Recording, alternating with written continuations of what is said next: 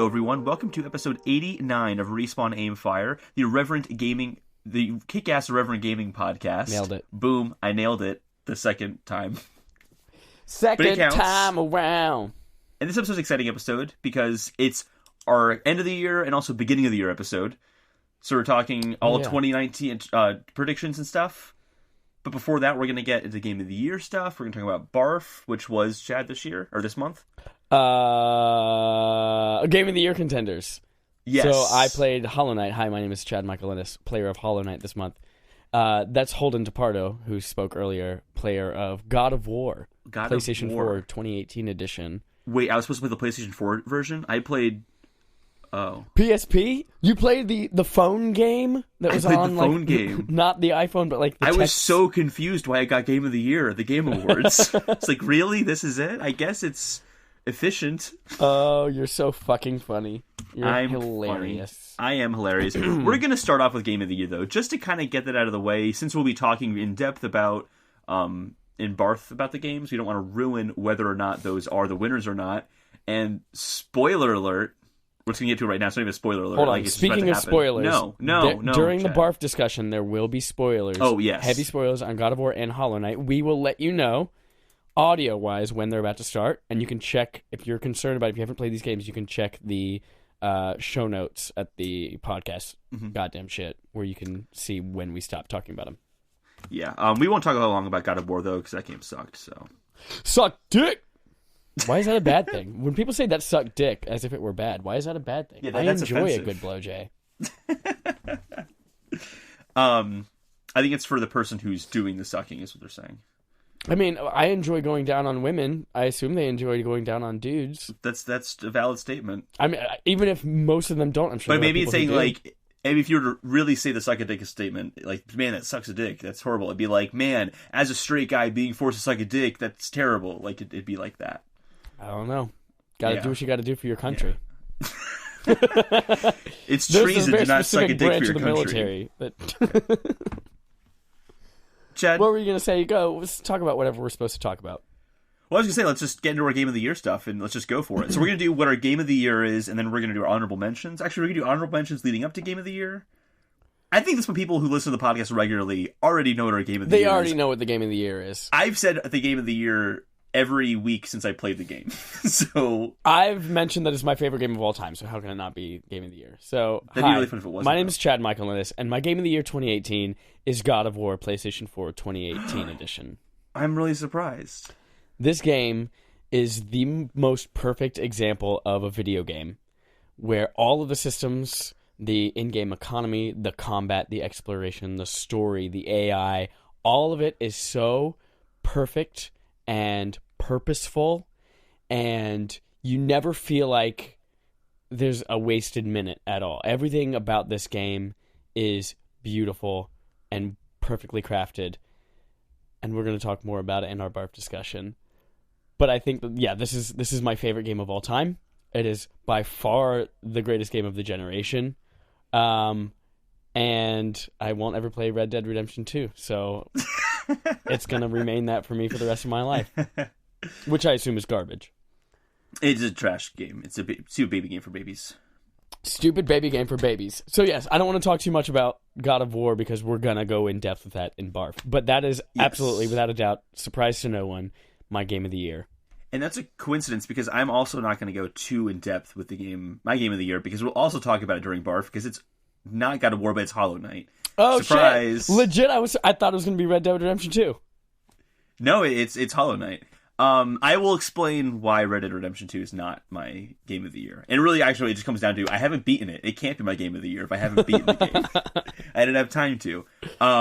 But Hollow Knight is kind of just like you said with God of War. It's just so perfectly executed, from the art design to the music to even just the level design. The kind of like charms, like abilities you get are all really work really well together in the world. I loved exploring the world. It brought me back to being a kid and playing my Game Boy for as long as I possibly could through the street light, because there was no backlight in the games, like the street light outside. Like, it brought me back to those moments as a child, and that's just something you don't get very often with games. And then you add in the fact that it was made by 3 people, and we've talked about like how you shouldn't really judge a game based on the number of people who made the game, but in this case, it's kind of inspirational because, at least for me, like if I'm being very personal here, I've been learning coding for the past, year, I'd say, roughly a year, and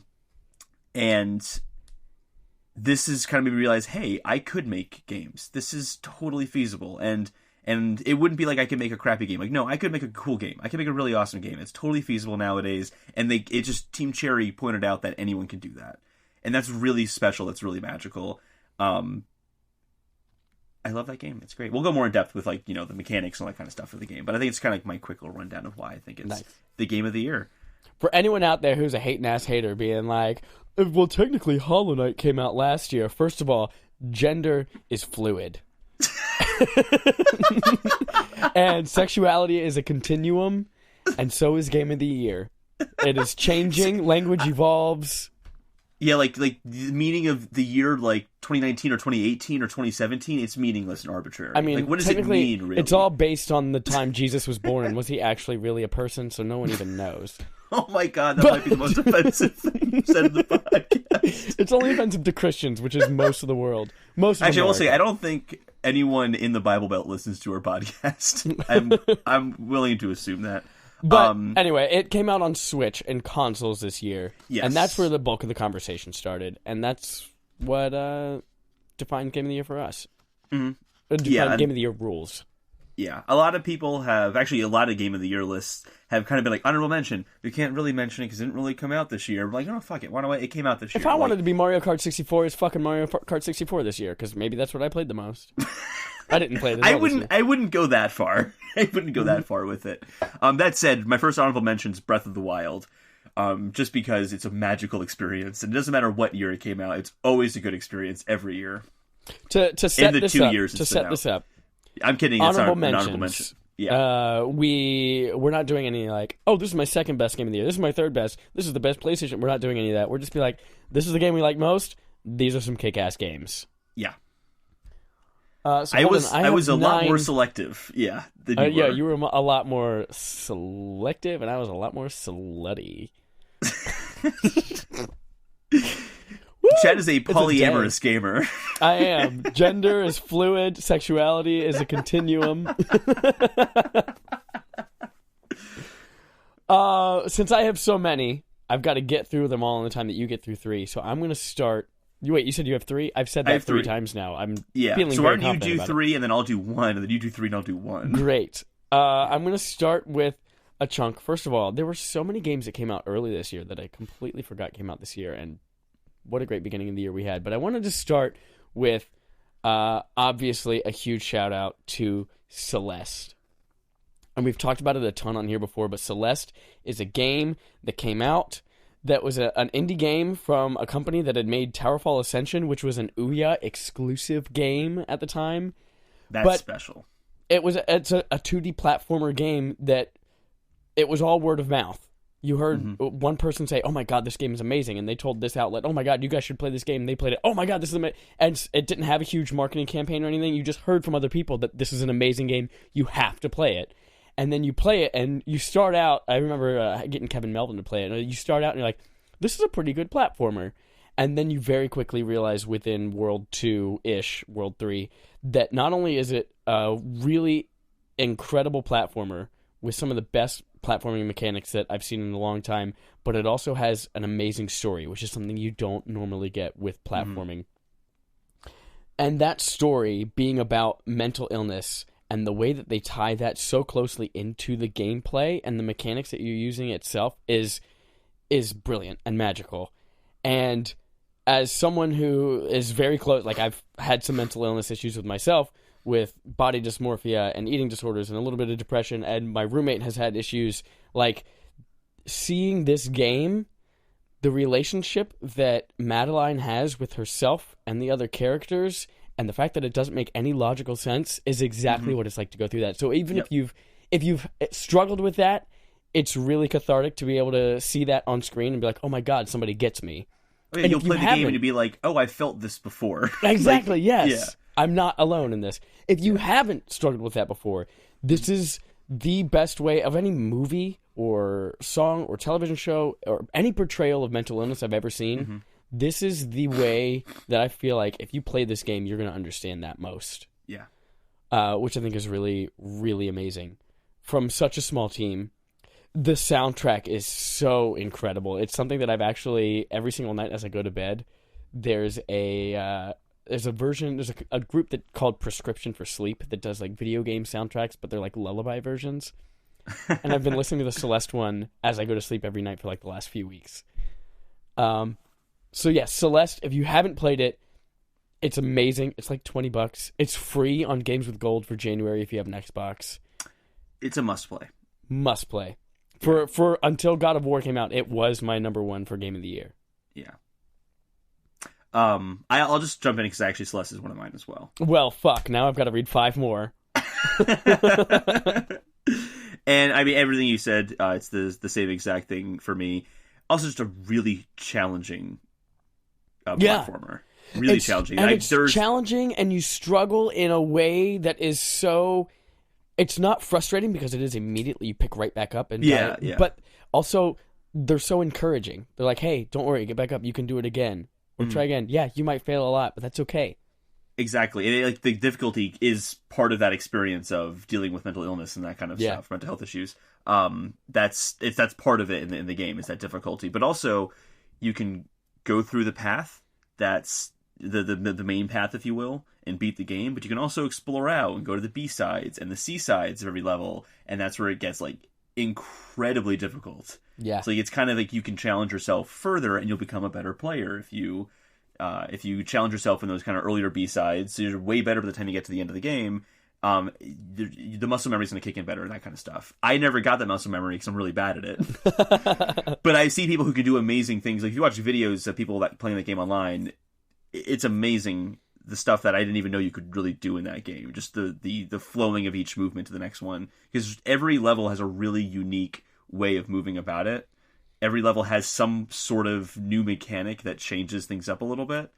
And that's really cool to see kind of play out when it gets way more challenging. Like the one where it's, like the goo sections where you can kind of float through them. Yeah.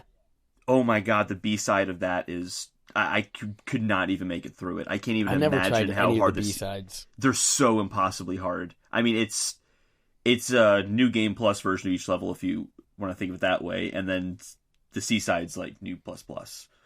Just even harder. It's ridiculous. I also love that there are like collectibles throughout it. They're like the strawberries. The strawberries, like, hey, strawberries are here if you want to go for them. You don't have to. They don't get you anything special other than just bragging rights, but like, collect the strawberries if you want. Like, that's cool. Yeah. Good stuff. Chad, what are your other 5 before we get to one more of mine? Unless you mention another one of the games that I have. I might. You played a lot of VR this year, right? I did, yeah. I wanted to shout out to Sprint Vector. Sprint Vector is a game that I played that came out earlier this year. It's a VR game. I believe it's PSVR exclusive. But it's the game where it's a race. You're sprinting through all of these different worlds. It's the first online VR game that I felt was done really, really well. There's really cool matchmaking. Everyone's avatars are around you. You can wave, interact, you can high five.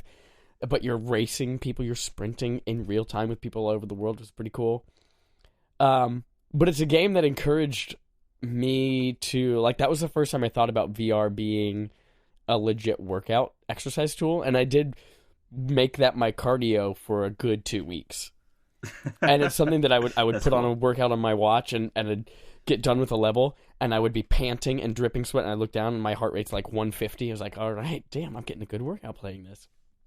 But it's a game that's so smooth. It's beautiful in VR because of how bold the colors are and all of these lavish environments with cell shading and like really cool like lava and acid and all these kind of things and different pitfalls for you to avoid. But it's just a really great, well-functioning, the first great online multiplayer VR game that I played. The next one I'm going to talk about is also a VR game. Astrobot is the most complete full game experience that I've played on PlayStation VR. And in general, I mean, I haven't played Oculus and Vive in maybe over a year, but I think in general, the most, aside from obviously Resident Evil 7 that is a literal full game. But Astrobot was one of those that whenever people were reviewing it, they were calling it like the Super Mario 64 of VR, and the fact that it was able to completely take that platform and give you a game that was 100% from the ground up built for that platform and made you really see its potential. And I think all of the mechanics that were in it are so amazing. The characters are charming. There are a few different simple types of enemies, but they use them in all sorts of different ways that change things up and make them challenging. There are hidden secrets that use VR to your advantage, where you have to like scope out levels and move around in your chair and look up and down to find little hidden chameleons everywhere. And it's a challenging game as well, which I think like for VR can get really difficult to implement, because challenging, like very quickly, things in VR can get too challenging for the medium. Mm-hmm. So I think it found like a perfect sweet spot. That's one of those games where like if you have a PlayStation VR, that should absolutely be one of your very first purchases. Hold on, I think I've been talking for a while. I want you to talk. Do you have more games to do? You do another one. I actually only have 4 left. Here's the thing, though. Here's the next one. God of War. We'll talk about it later. All right, you're next. God damn it, Holden. All right. So here's one that you're hopefully going to play soon, because I bought it ish for you. I bought you money for it, so you have to play it. I did. I downloaded it. Just Shapes and Beats. This is a game that I forget when it came out. June-ish. Tuesday. It was probably on a Tuesday. Yeah. No, like this Tuesday. Upcoming. It's not out yet. No, you're right. Yeah, I played an early access copy of it. No, this is a game that came out on Switch. By a year. They announced it at E3. That's what I saw it at E3, and then it came out shortly thereafter. Sense. But it is a rhythm shoot 'em up type game where you're just on the screen as a little blue square, and you're moving around, and there's all sorts of different types of pulsing shapes going throughout, and lasers and bosses, but it's such a charming game, and it's one that makes you feel so. It's one of those like nervous, like, oh my god, I'm gonna die, oh my god, I can't believe I just avoided that. And then you get through a level, which is anywhere from 45 seconds to a minute, and you get to the end of it, and you finally breathe, and you're like, fuck yeah, I'm so fucking good at this game. See, but here's the thing about Just Shapes and Beats, though. I'm pretty sure you played that game the same week you played Lumines, and so since this was a much better rhythm game for you, it just ruined Lumines for you. So I don't know if I can play a game that killed Lumines for somebody. I don't know. Lumines is on my list for honorable mentions for pieces of trash. That's a separate list. No, Just Shapes and Beats, what I love about it is that gameplay is so addicting and makes you feel so freaking great. It's not really a rhythm game. It's set to music so that you can kind of expect when things will come on the screen. But it's not really a rhythm game. It's more about avoiding obstacles and stuff like that. Yeah. But that game is so fucking charming and has such like the music and the little avatars that are all over the world. Everything is just like a happy smiling sunflower, and then it gets corrupted and it totally turns into this big evil sunflower. But the simplistic design of everything and how cheery and upbeat everything is amazing. And the fact that the world itself, the overworld that you're moving from level to level in the middle of the game becomes part of the platforming itself is super fucking cool. Absolutely worth a play. It's on Switch. It's $20. I bought it for you. You're going to play it. I just downloaded it. Actually, it should be done downloading by now. Done, downloading. I did have a little scare, though, because you sent me the card, and it says for Wii U and 3DS, and I'm like, it should still work, but Amazon needs to change that, because that's really that's really confusing. It worked, but that was really confusing. I'll talk about Shadow of the Colossus real quick, because that one, I think, was one of the most perfect remasters of a game that has ever been made. Oh, that looked worse than the original. What are you talking about? You're an idiot. You're a fucking idiot. That game was fucking gorgeous in 4K HDR. Yeah, but it still like a PS2 game. I think that game itself, first of all, it's a game that when it came out 1,000 years ago was not beautiful. I mean, it was for the time, the graphics that it was, but it was beautiful in a way, like in a way that you might call like a good book beautiful or something. Like I don't know what I'm talking about. I don't know how to say this. It's great. It's a great game. Ended at that. It's a great remaster, built completely from the ground up, but still feels exactly like the original in such a gorgeous way. Mm-hmm. Playing that game, how awful you feel killing these giant, gentle colossi, but also how incredibly unique and amazing each one is, and how much of a puzzle each. Even if I hate puzzles. Yeah. But solving the puzzle of each of these colossi is super satisfying. And next one, I've only got 2 more left. I really want you to talk. Okay, I'll share a game then. Okay. Okay. It's in honorable mentions, and it's Red Dead Redemption 2. This is the last one. Okay. This game is incredible, and had I finished it, there's a really good chance it could have topped Hollow Knight. And I am going to say this. I do think that in terms of like ranking it, I know we're going to rank it, I would put it above something like God of War. And the reason is that both are executed perfectly. They're just perfectly executed games. At no point when I was playing God of War was I thinking, oh man, that was risky. Like, oh man, like that shot of Kratos punching someone through the air and like going inside of a snake and all these kind of things, like all these things are super cool and epic, but at no point we're like, are people gonna like this? You know what I mean? Like, it's so fucking epic and awesome, there's no way that no one could not enjoy that. You know what I mean? Whereas making Red Dead Redemption 2, it's like, hey, yeah, you can shave, and like it'll impact, how people see you, like your bounties, like if they'll recognize you for a bounty or not. I'm like, that's a risky thing. That's a harder thing, I think, to say. We know everyone's going to love this, so we're going to put that in the game, of course, because people love to clean their guns and people love to, spend a long time going across a landscape before they get to where they have to go. Like, there were decisions that were made in the game that really could have been really bad. They could have played out really terribly, and it didn't because it was executed so well. And that's kind of why I think it's. And I'm not saying that to say it's better than God of War. I'm not saying that. I'm saying that I just have an appreciation for it for taking that huge risk. That said, there was a risk in God of War if that game didn't do well. Santa Monica Studios kind of does. They really couldn't take risks the same way that Rockstar can take risks. The studio was not writing on Red Dead Redemption 2 making it or not. I don't know. They're totally GTA 5 bombed. It bombed. It did horribly.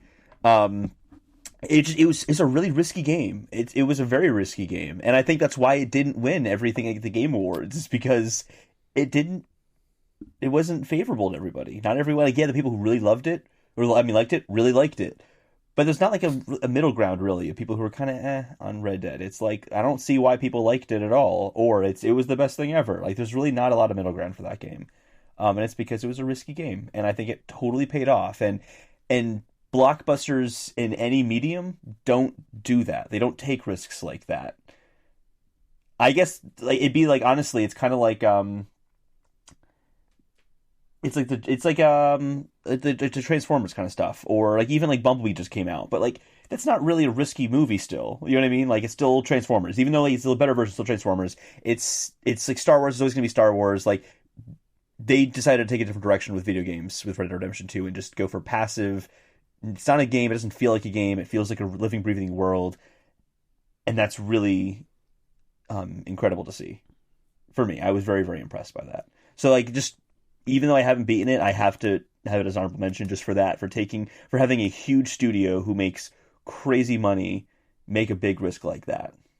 Yeah, that's pretty cool to see. It's very cool to see, because if it just didn't work out, GTA 6 isn't coming out anytime soon. You know what I mean? Like, they still would have been fine, but they have a comfort that right now that could have, or no, I say for most companies, would have caused them to make a very iterative product and to just kind of do the same thing over and over again. And yeah, they have a lot of elements that make Rockstar games in there still, but it's a risky game. I've said everything I can say about it. I'm talking in circles at this point, but yeah. Sweet.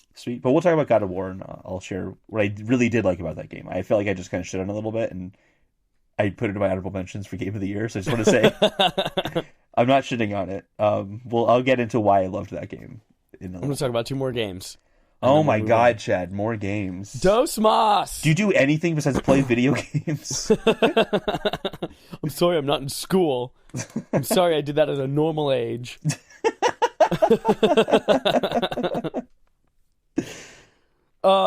Next up is Detroit Become Human. This is a game that I don't think enough people played. I didn't play it. It is Quantic Dream, who did Heavy Rain and Beyond Two Souls. And this, I think, is something... I think this is what they've been wanting to make for over a decade. Mm-hmm. And they finally... The technology is there, performance capture is there, and their storytelling ability is finally there in a way that they can actually realize what they've been trying to make. And you can see hints of it from...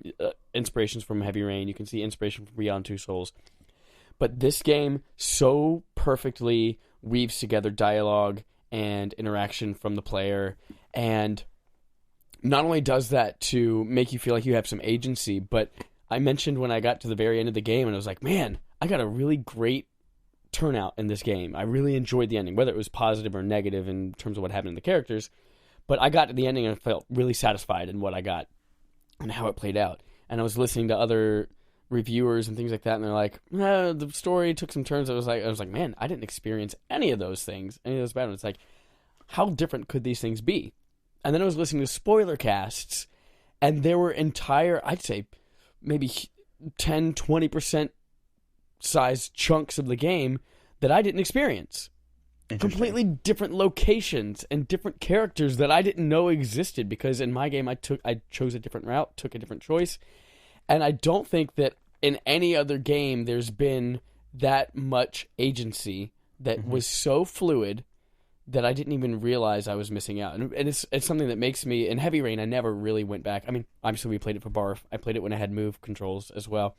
But I never went back to say, like, oh, I wonder how radically different something would change if I made this choice. Sure, somebody might live, somebody might die, but essentially the entire game itself is going to be the same. But to find out that there are entire gameplay aspects blew my mind. But I also want to give a shout out to the performances in this thing, because... Obviously, the guy who played Connor was nominated for Best Performance at the Game Awards. All of the main characters were spectacular, excluding... What's his face? I didn't like the cop guy. I can't remember his name. Anyway, but I think it's a game that's critically underplayed, and I feel like because of how different... Critically underplayed or criminally underplayed? Critically, like critical levels. Oh, okay. But also, like, criminals can play it too. Yeah. And criminals should play it because there are things about cops and criminals and riots. So, but no, this is a game that I feel like if it comes out, it goes on sale, I think a lot of people should pick it up. Mm-hmm. It is on sale. It's $30, I think, actually full price. $40. $40? That's that's right. 3. They just released the whole collection for all 3. Yeah. Absolutely. I think you should pick it up. Lastly... Before we move on to that. Yeah. Interactive storytelling for a second. Yes. I do want to play that because I think... I like the idea of interactive storytelling, and I'd rather play it in that... I'm changing subjects just temporarily for a second. I'd rather play interactive story that way than Black Mirror's Bandersnatch. Oh my god, I am. Did you watch 30 minutes into Bandersnatch right now? Just stop watching it. It's bad. It's really bad. Just stop watching it. I have to finish it. I have to. Don't. It's not worth it. Just slight tangent. There is nothing about that is Black Mirror at all. It is like the weakest link. That's true too. To the but franchise. So far, I've also been like 3 times. I've been like, oh, you made the wrong choice. You want to go back and make a different choice? Oh my god! That's not how choose your own adventure goes. Yeah. Every choice should be its own thing. Like, oh, you fucked up. Go back and choose something else. Yep. Like at the very beginning, it's like, do you want to accept this contract or refuse the contract? And I'm like, well, it's going to help his game, so I'm going to accept it. And then it cuts to the end, and it's like, your game sucked. And it's like, oh, okay. And then the kid for some reason goes, I can do it better next time. As if he knows he's going to be replaying it again. Yep. Like, that's supposed to be the Black Mirror thing. Like, oh, he knows that he's going to Groundhog Day it, I guess, and, like, go back again. But, like... Did you finish it? Yeah, I finished it, and it's just there's nothing. I saw a few of the endings, and there's nothing in those endings that was like, oh, this is the weird thing that's happening. It's just like implied that you're making the decisions for him, and he doesn't have control over his life, and that's it. What if we find out it's so meta that the episode itself does not have technology, but we are the episode? Well, and that us is interacting kind and of choosing. what There are people in real life dying. They kind of did that. Like, there's one ending where it says, this is total spoiler, but it's spoiler for a garbage episode of Black Mirror. So, they say, like, there's one of the endings where, no matter what in the end, he's talking to someone on the computer and it'll be like, we see what you're doing kind of thing. And one of them is like, who are you? It's like, we're watching you on Netflix. And he's like, what's Netflix? And they're like explaining it to him. And I'm like, oh, this is just so stupid. It's so bad. It was hugely disappointing, and apparently that delayed season 5 of Black Mirror coming out, and now I'm pissed. Oh, why? Because they spent a year working on this. I hate that. How did it take them a year to make this? There's no plot to it. The characters are ridiculously paper thin. Like Colin, the really cool video game programmer guy. Oh God, yeah. That's all he is. He's just cool video game programmer guy. He's got bleached hair. That's his character. He's got bleached hair. Oh, he smokes and does drugs too. I don't know if you got to that scene. Drogas, yeah, I did. Did you jump or did he jump? I jumped, and then it told me it was the wrong choice, so I had to go back and make him jump. Yep, it was so much fun, right? When you realized you made the wrong choice and had to watch the story again. That was fun. Yep. That was awesome. Let's talk about good things. What's your last honorable mention? My last honorable mention is, of course, Spider-Man PS4. I'm surprised to hear you say this. Yeah, right? No, Spider-Man PS4 is the best superhero game of all time. It is better than Batman at making you feel like Batman. Like Batman, better than Batman was at making you feel like Batman. Mm-hmm. This is Spider-Man at its best, making you feel like a superhero. Better than the Infamous games. Oh, yeah. Okay. Oh, yeah, better than the Infamous games. Okay. The best superhero game of all time. Has an incredible story, incredible voice acting from everyone, even J. Jonah Jameson, who's literally only there as like a podcast that you're listening to, or the radio that comes on. Mm-hmm. There are a couple of things that I think hold it back, and this is more obvious to me now because I just finished playing the DLC, which I feel like I wish they just hadn't made, because I finished the story on such a high. But there are times with different challenges where you're like taking out a base and it's frustrating, and you're like, oh god, I can't. How do I beat these guys? Or you're doing these awful challenges chasing drones, where you're just like, this is just another task for me to do for another checklist. And it's satisfying how quickly you can check certain items off of your list of completing the city. But there is so much good about it. From all of the collectibles that you get that all have meaning and that all add to the story of the game that they're building, the world that they're building. The fact that everything feels, you jump in and you've been Spider-Man for 8 years and you feel like you've been Spider-Man for 8 years. Mm-hmm. You're super powerful. You have all of these things. You come, oh, that's where I beat Mysterio, and this is a shard from his helmet that I picked up. And, oh, man, I remember when MJ and I had a date over here, and man, it did not go well. Like, you have all of this world that's built around you, and I'm not going to spoil anything about the story, but I think it's such a great superhero story. And something that there are so many parts of it that come out of left field. Obviously, the big twists in the game you can see coming, and you can see them kind of grooming it along the way. But there's still so many times on the side when things will surprise you, when you're not quite sure where they're going. There are really great bosses and boss battles with fleshed out people. The only thing that I don't recommend playing the DLC. That's a shame. Yeah, it's 3 episodes, but I feel like they chose the most boring villains for them. So much of it is, if you do more than just the main quest, so much of it is just more like, oh, just more crimes for you to stop, more screwball challenges for you to do. Mm-hmm. Although there was in this last DLC one really interesting side quest that I feel like was probably the most interesting thing of all the DLC, including the main quest stuff. That at the end of it, I'm like, whoa, I can't wait to see how that plays out in Spider-Man 2. Mm-hmm. Like, I'm not going to spoil anything about it, but that side quest is better than everything else in all the DLC. But anyway, it's an amazing game. Obviously the best superhero game of all time. That is one that I look back at 2018 and regret not playing that, honestly. Really? Yeah, I do a little All bit. that shit where you're like, oh, I'm not gonna play Spider-Man. Nah, It's nah, you. that doesn't interest It's me. you. It's everybody at work. Everyone talks how fucking incredible that game is. Some Yep. people are upset that it got shafted at the Game Awards for like everything. That's feel sad. like I should give it a chance. Legit, it's a game that 2 years ago would have won Game of the Year. Mm-hmm. But because 2017 and 2018 are just full of nonstop hits, like in a game where God of War and Red Dead Redemption 2 come out, which are both like 10 out of 10 perfect games, I think Spider-Man honestly is still like 9.7 out of 10. Yeah. But it's just like, how can you fight God of War? How can you fight Red Dead? How can you fight Hollow Knight? How could It's just Spider-Man... like Horizon Zero Dawn. Horizon Zero Dawn, 10 out of 10, but going up against... What do they go up against? Zelda, Mario. Zelda Breath of the Wild and Mario Odyssey, the best Mario game of all time. Mm-hmm. How do you do it? It's a shame. Yeah. Oh, and PUBG. What if it gets PUBG as well? Oh, that's right. PlayerUnknown's Battlegrounds. I still can't believe that PUBG got... I just remembered this. PUBG got nominated for Game of the Year. That is hysterical. That game was the shit. That game was the topic of conversation everywhere for like a good 6 months. Remember when Microsoft announced that exclusivity and you were like, oh shit, that's a game changer. Yeah.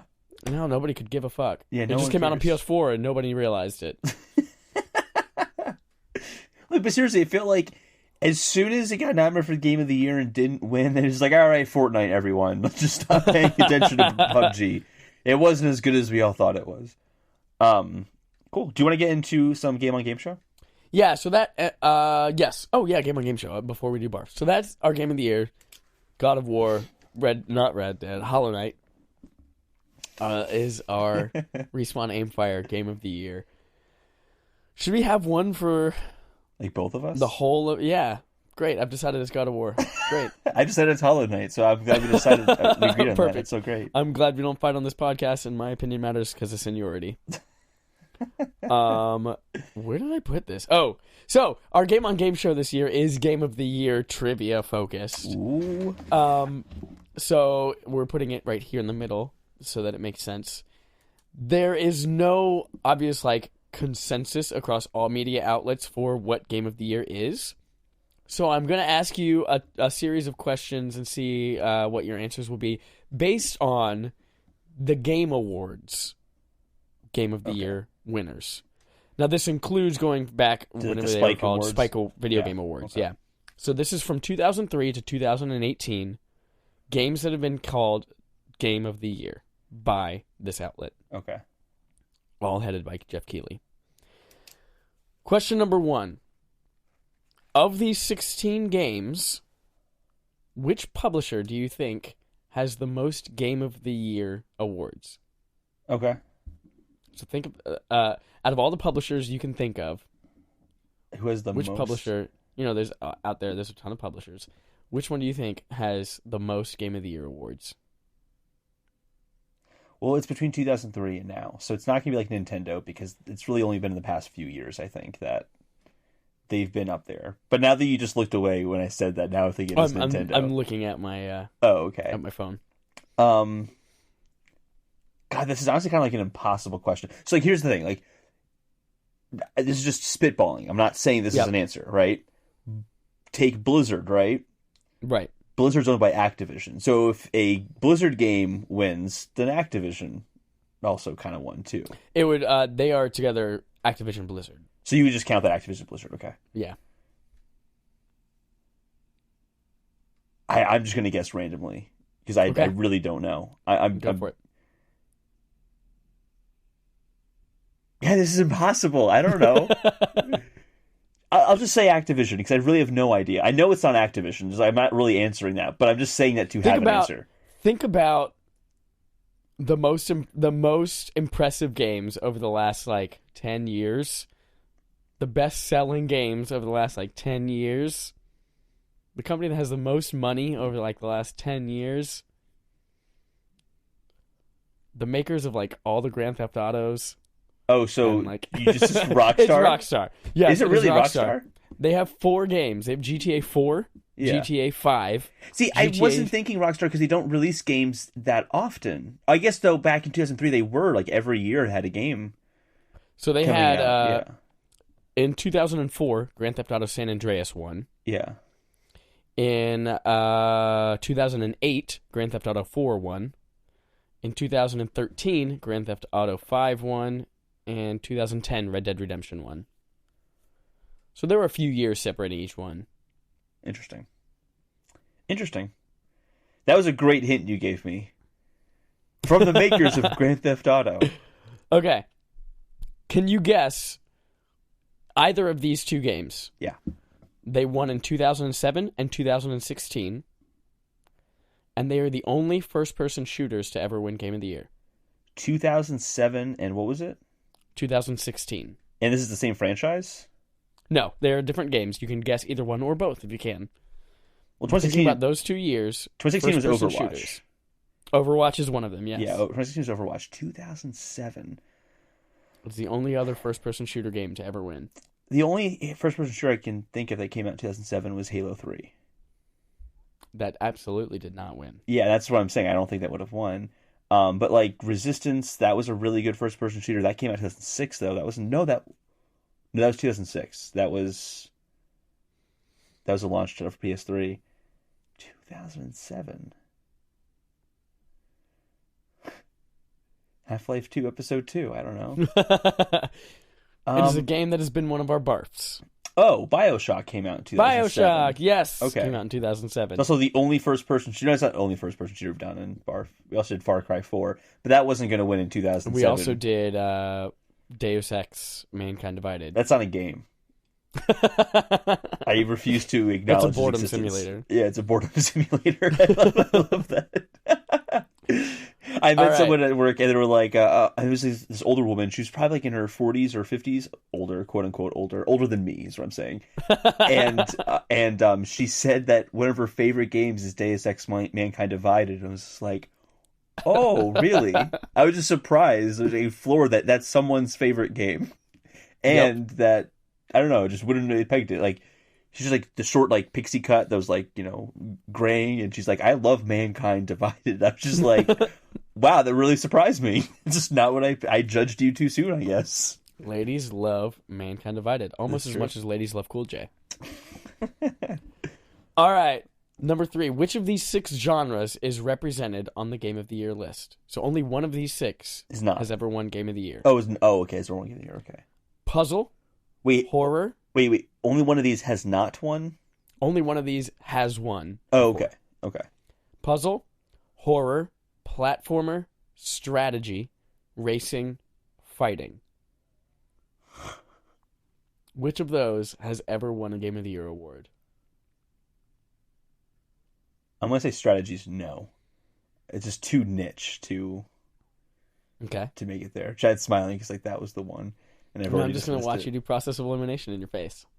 Yeah, I don't see a puzzle game, but what would count as a puzzle game? Like Zelda's a puzzle game. But I wouldn't count Breath of the Wild as like a, you know what I mean, like straight up puzzle game. Breath of the Wild was considered an action adventure game. Okay. I'm gonna go with horror. Horror was correct. Do you know what game it was? Deus Ex: Mankind Divided. Resident Evil 4. Oh, that makes a lot of sense. Yep. Yeah. All right. You will never get this. Okay. So far, these have been pretty stupid. difficult. These are good questions. In 2003, yeah, this game won Game of the Year, beating out Star Wars Knights of the Old Republic and Legend of Zelda Wind Waker. Can you guess the game? 2003. 2003. What game was better than KOTOR and Wind Waker? And you said first-person shooters have only won in 2007 and 2016? Correct. Okay, that narrows it down. Because I'm pretty sure Halo 2 came out in 2003. No, that's 2004. Huh. How notable is this game? Is it still a game that people talk about today? This franchise is still talked about today. This franchise still makes a lot of money. Okay, that's good to know. This game itself is not. Is this a first-party franchise? No. Okay.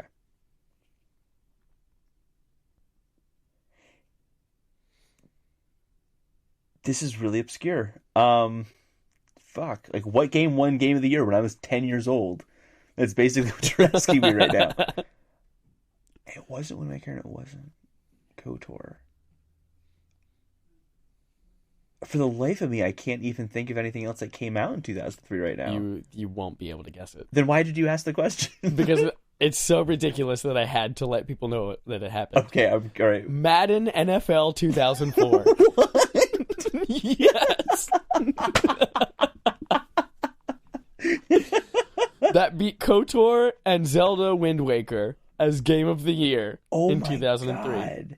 I mean, was there like, was it a big leap for the franchise or something? Like, what was it? Because those games are, I mean, that's the definition of iterative game. It's the definition of an iterative game. My guess is, at the time, it was Spike TV's Video Game Awards. And they're just like, man, you like video games? Then you probably love Call of Duty and Madden, and that's football's true. Great. So, I mean, Spike TV is literally the guys' network. It's Lifetime channel, but for guys.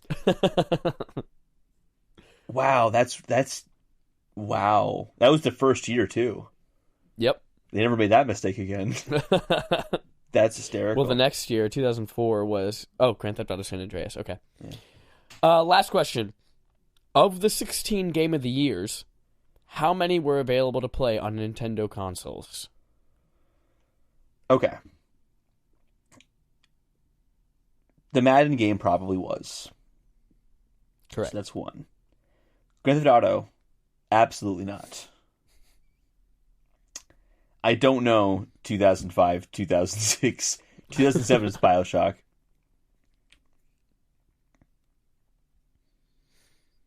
All right. We know Madden. We know Breath of the Wild.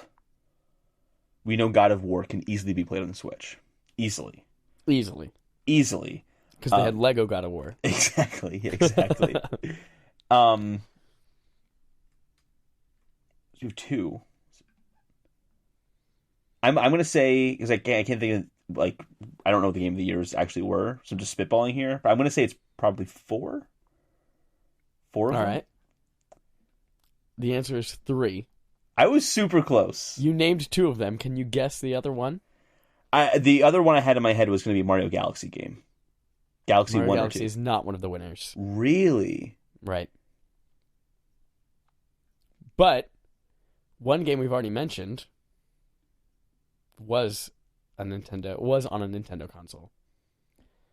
And in fact, the creator mentioned if it came to any other consoles, he would cut his head off with a chainsaw. And then it came to every other console. Oh, Resident Evil 4. Resident Evil 4, yes. Duh, damn it. Launched on GameCube. I do forget, that was a GameCube exclusive game, but the GameCube didn't sell well, and it was such an amazing game, they just brought it to literally everything. I think Resident Evil 4 might be on more consoles than Skyrim. Easily. Yeah, I don't think there's any... It's because it's also on mobile. But it's not on Alexa. It's not on Switch yet, but it will be this year, I think, right? Did they announce that? Maybe they didn't. Or is this a prediction? Maybe I'm making that up. No. No? No, this is just insider information. Yeah. Yeah, that was great. Yeah. Great. I can't believe NFL 2004. I mean, it makes sense. Those games are classics. Classic game. All right, that brings us it is, to be fair, it is a staple of the game industry. Sports games. It absolutely is a staple of the game industry. And in August every year, it is top charts of the NPD. Mm-hmm. Sells the most. Yep. Chad? That brings us to BARF, sir. Yeah. We are going to get heavy into spoilers for both God of War and Hollow Knight. I'm going to give you guys like 30 seconds here. If you haven't played either of those and you don't want to be spoiled, first of all, you should absolutely play both of them, and you should absolutely play both of them unspoiled. You can look in our time codes here for when we jump to the end to find out who wins money, and find out our predictions for 2019, where we kind of came out on our 2018 predictions, and who you should be thanking this month for our Thanks for Creating. Mm-hmm. All right, it has been 30 seconds. We are now going to start our discussion. Holden, I want you to begin. Let's start with God of War. Cool. I think I've talked a lot about already the mechanics of the game, and just how it is rock solid. The most solid mechanics. There's nothing wrong with how that game plays at all. It never drops a frame, and there's anything. It just plays super smooth the whole time. I want to know the story of the game, because I think we've gone over the mechanics over the past few weeks already. I have goosebumps right now. Just because I'm thinking about finally talking about the Blades of Chaos, and I already have goosebumps. Yeah, so that's where I wanted to start off. The Blades of Chaos, when you get those, that is one of the coolest moments in gaming. It's so brilliantly set up. Oh my god. Here's why it's amazing. First of all, so when you're going up to the house, the sky is like all red. You have to go back to your house to get the Blades of Chaos, so you can go to Helheim and use the flame ability, basically, of the Blades of Chaos to fight the kind of... they look like the White Walkers from Game of Thrones that these enemies look like. They look just like them. The drag or Dragar? No, the Drog. Dragar? I didn't think they were Dragar. I thought those were like the fiery guys. Or are they both just variations of Dragar? I don't remember. It's been 5 months since I played it. 7 months. It doesn't matter.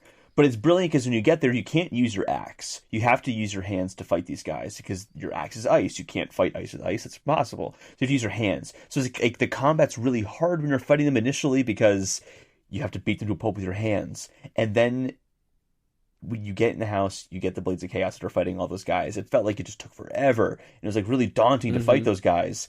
And you get the Blades of Chaos and you just walk out of the house and just unleash them. And then these guys are like disintegrating instantly. And because of that juxtaposition of these guys 30 seconds ago were really annoying to fight and now they're just crumbling at the sight of me, just makes you feel so badass when playing that game. It's such a beautifully set up moment. It's so incredible how well that moment is done. And the journey to get there. Like, they're like, I don't know how we're going to find a weapon that can do this. And he goes, I know of such a weapon. And he says it with such shame and guilt and regret. And he's like, fuck. Yeah. And then you're like, oh my God, what is he talking about? And then the sky turns red and you're moving slowly and you're in the boat and it's like, we're going back home? Why are we going? What's at home? Oh, fuck. Mm-hmm. Oh, fuck. I totally forgot about the Blades of Chaos. Are we going to get the Blades of Chaos? Is this going to happen? And it did. And I was like, oh my God, this is the coolest. That's when I decided it was the coolest game of all time. So I think the moment had more impact for you because you've played all the other God of War games. Yeah. I've never really cared for the franchise that much. So like going into it, I wasn't thinking like, oh, I'm getting the Blades of Chaos. Like it wasn't that for me. It was just the moment of how much more powerful they were. And just even like, and I think it proves how amazing that moment is even if I don't really like the franchise that much, I don't really get the mythology behind the Blades of Chaos as much as you do. It was still an impactful moment. It was still a standout moment. Like that could have just been like a Easter egg thing for fans to be excited about, and no one else would have really cared as much. And it wasn't that. It was a poignant moment in the story for everybody. That's cool. Yeah. And it came at a perfect time, like gameplay mechanics wise, because I have a feeling you probably ended up around the same spot where I, like, at that point in time in the game, I'm like, well, I've spent all my experience on all my skills. I've pretty much leveled up my axe as far as it can go. I'm like, I must be close to the end of the game. What do I do with all this experience? And then you get these brand new shiny weapons. You're like, fuck, I've got a lot more stuff to unlock. I barely unlocked things with Blades of Chaos, honestly. I don't know why. I unlocked everything for the axe, just like you said. And then for some reason, I just didn't do that as much for the Blades of Chaos. I don't know why. Like, looking back... I just unlocked it because I had the experience. Did you finish the game? First of all, did you finish the game? I did finish the game, yes. Okay. We will talk about the final scene. scene. Sing. We don't have to do Holden's Lullaby. Second of all, did you finish the game with pretty much everything powered up? No. You didn't have enough experience, or you just didn't care to? We're going to talk about the in-game economy in a little bit, and we'll talk. Okay. It sounds like we very much disagree on that, because you said it was a really good economy, and I didn't understand it at all. Okay. So I kind of missed out on that a little bit. But I also didn't get to, like, we'll say, savor the game over as much as I would have liked to have. Sure. So I didn't get to delve into the systems as much. Actually, we'll just jump into that right now. So... I don't want to say like today when I was finishing the game, and who's the head? Who's the head guy again? What's his name? The head guy. Yeah, he's the head on your. Do you carry with you? Oh, Mimir. Mimir, right? When Mimir, I thought you were talking about Cory Barlog, and I was like, oh, the director of the game. What are you talking about? No, the literal head that you're carrying with you everywhere. When you're about to go off into the snake and go into the inside the snake, Yeah. the world serpent, and Mimir says you should probably, go to the blacksmith now and upgrade everything that you possibly can. And I go there, and I'm only level 4. I finished the game as level 4. I don't know if that's. I feel like I was like 8 or 9 when I finished. Yeah, I was level 4 when I finished. Damn. Yeah. Did you do any of Niflheim? No, I didn't do any of that. Yeah, I actually just. What? Yeah, so when I beat the game, I had just That's gotten. probably good though. If you started Niflheim, you would have not finished the game. Is it really big? It's not that it's really big. So Niflheim. Did you go to it at all? No. I just got access to it towards the very end of the game. Yeah, it's a realm that you go to, and there's a poison mist in it. Okay. And you can only survive in the mist a certain amount. It's like you have a bar at the top. If the bar reaches 0, okay, then you die and go back to the beginning. But it has like a risk reward thing like Dark Souls, mm-hmm. where while you're going, you're fighting all of this stuff and opening chests, gaining orbs. Mm-hmm. And the more orbs you get, if you bring it back outside of the mist, you can spend it on high-end armor. You can spend it on opening chests and getting really great runes and stuff like that for your stuff. So the longer you stay in the maze, the more shit you can get, but also the harder. That's really hard enemies in there as well. Mm-hmm. In fact, there's even a Valkyrie in the maze itself. I fought one Valkyrie. Holy shit, they're hard. The Valkyries are tough. Really tough, yeah. But that Niflheim is addicting. It's like you go in there and you're like, I'm going to get like maybe 3 rooms into the maze and come back and like, I could do 4.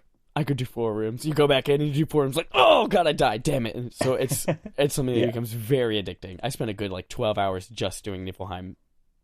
Oh, holy shit, okay. Yeah, so I missed that completely. There's 2 realms I didn't go to. You have access to 2 additional realms outside the main story. The other one is like the shit, I forget the name of it, but it's the challenge one. In God of War, there's always like a challenge room thing where it's like beat 5 guys without getting hit. Oh, okay. Beat these 3 things using only this weapon, the things like that, and then at the end of it, you fight another Valkyrie too. Gotcha. Anyway, so the in-game economy. So Mimir says, upgrade all your stuff, get all the best weapons you can before you go off. Kind of hinting like that you're getting to the end game, like you want to do this right now.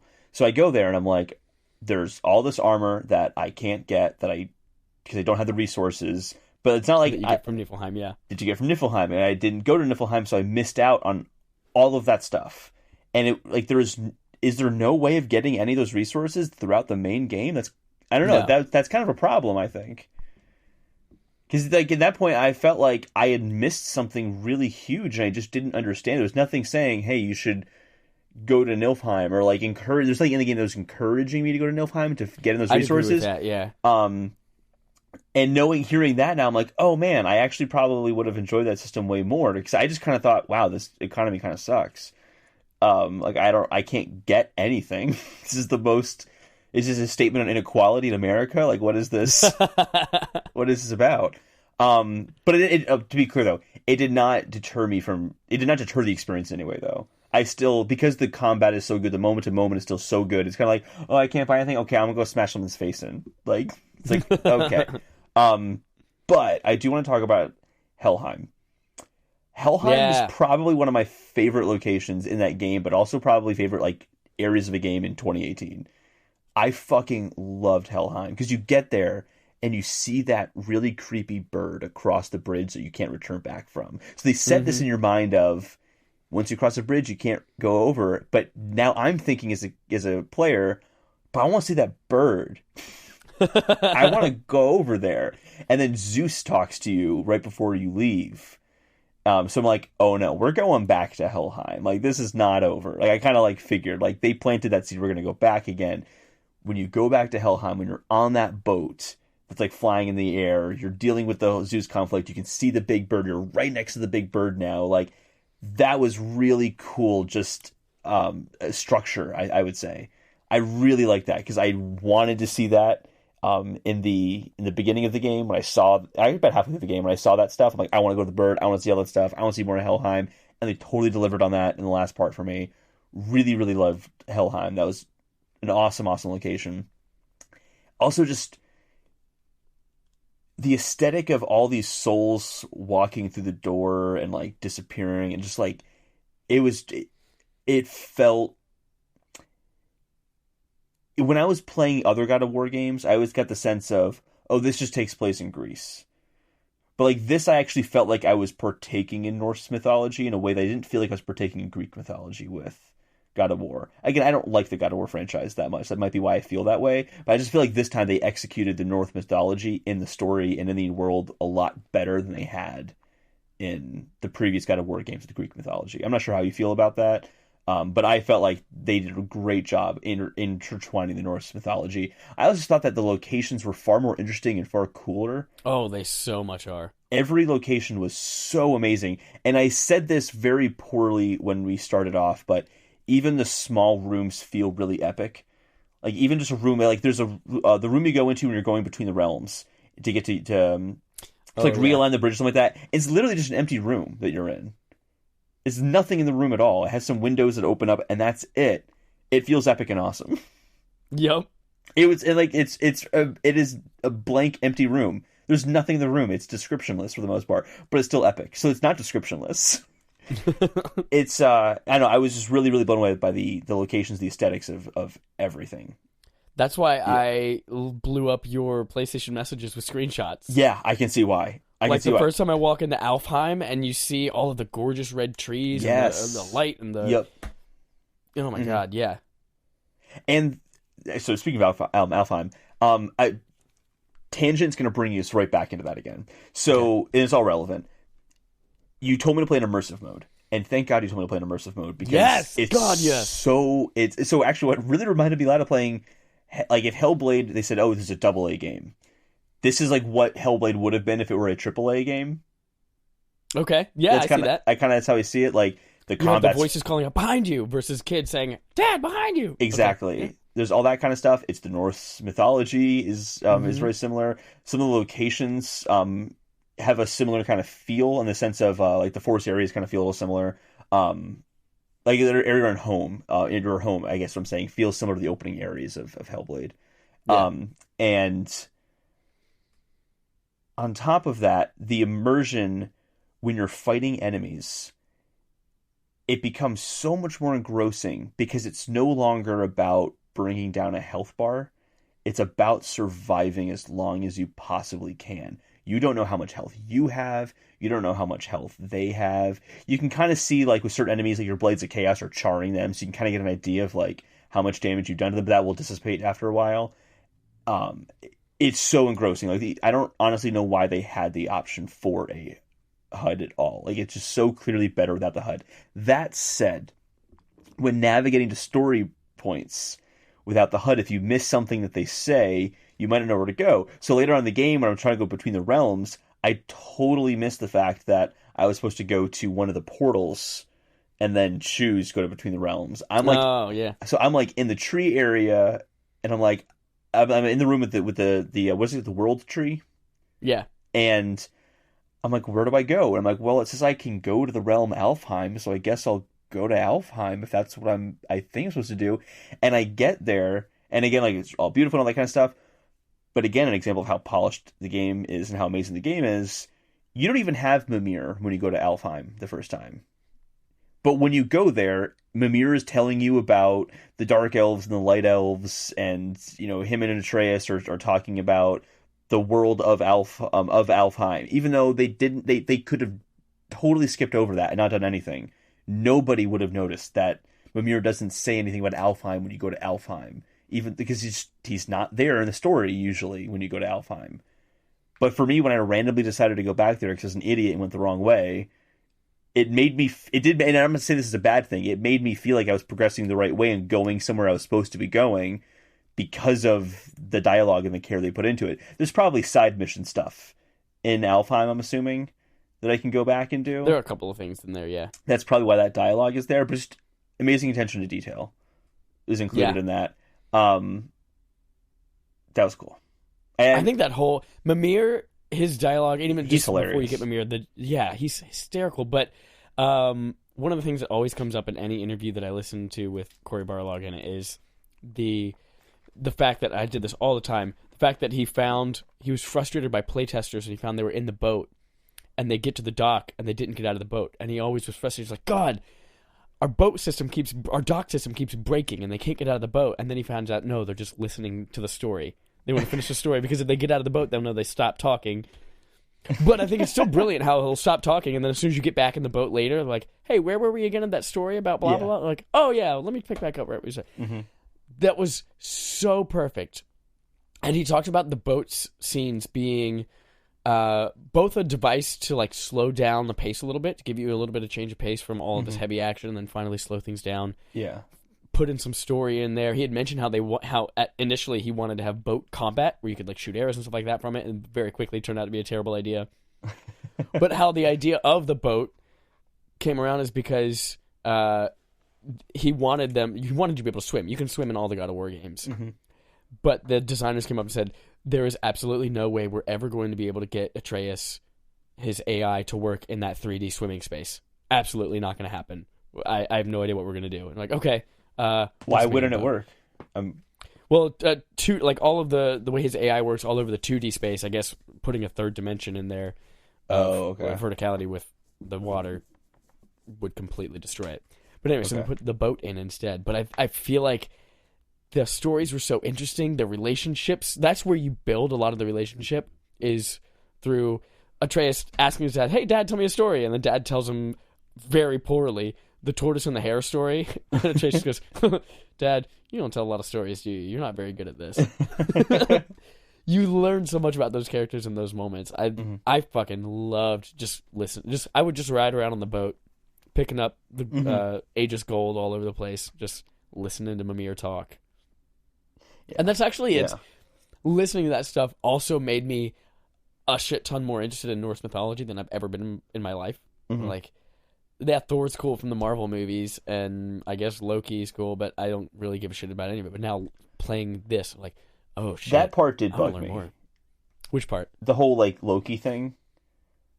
It's like, does everything have to be in the Marvel Cinematic Universe nowadays? I would just like, it just seems too much. They totally stole that from Marvel. Atreus, his character came straight from Marvel. It's straight from Marvel. And Thor, they talked about Thor. I'm like, guys, come on, I get it. Kratos is going to be in Avengers Endgame. I get it, okay? He's going to fight Thanos.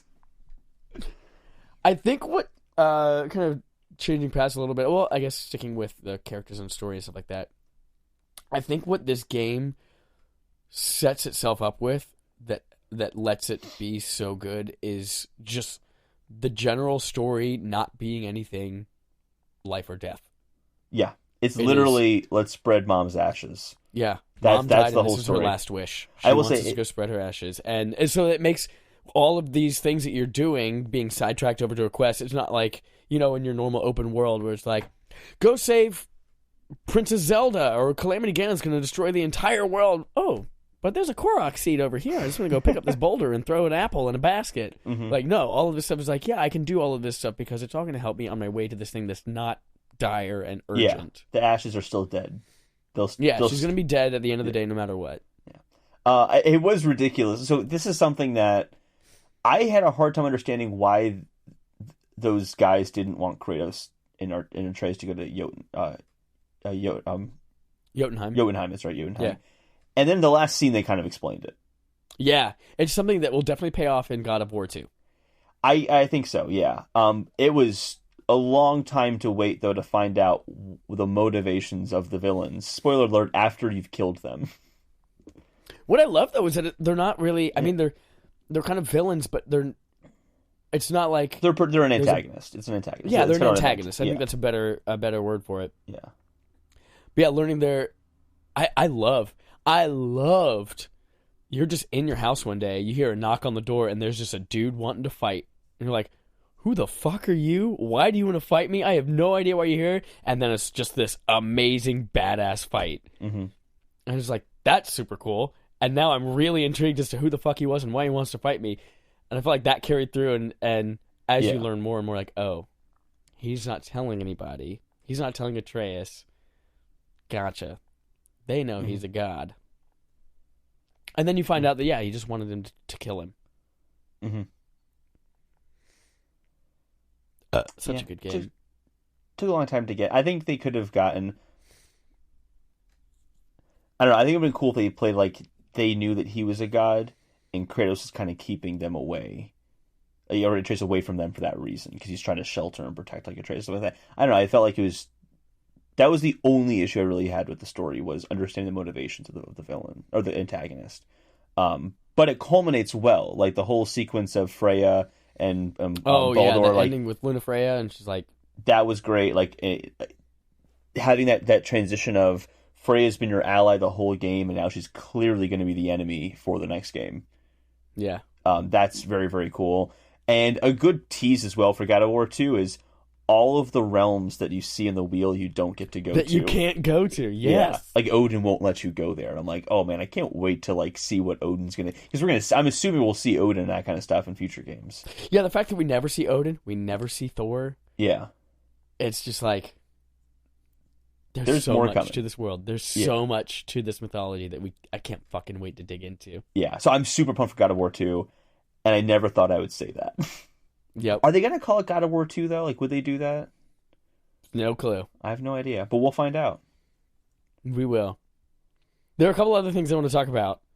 So all of these things have caught, of course, great gameplay, great story, and things like that. But I think what was really the task that they undertook on this game that was almost insurmountable, was turning Kratos into someone that you care about. Yes, absolutely. Totally. And whether you know him from the games and you played them all like me, or whether you're just like from the outside, be like, that guy sucks. I mean, he's a god, but he has human vulnerabilities. Yeah.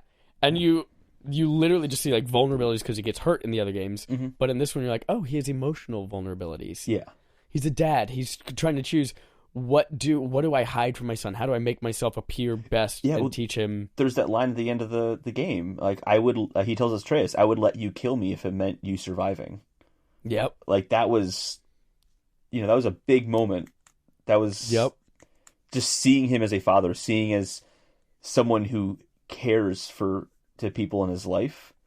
And also the remorse for his past actions. Again, like, I didn't play the previous games, but like, I didn't have to see his remorse, to understand his remorse. And that was really good, actually. They didn't say, well, it's because I killed my family or whatever. He killed his family, right?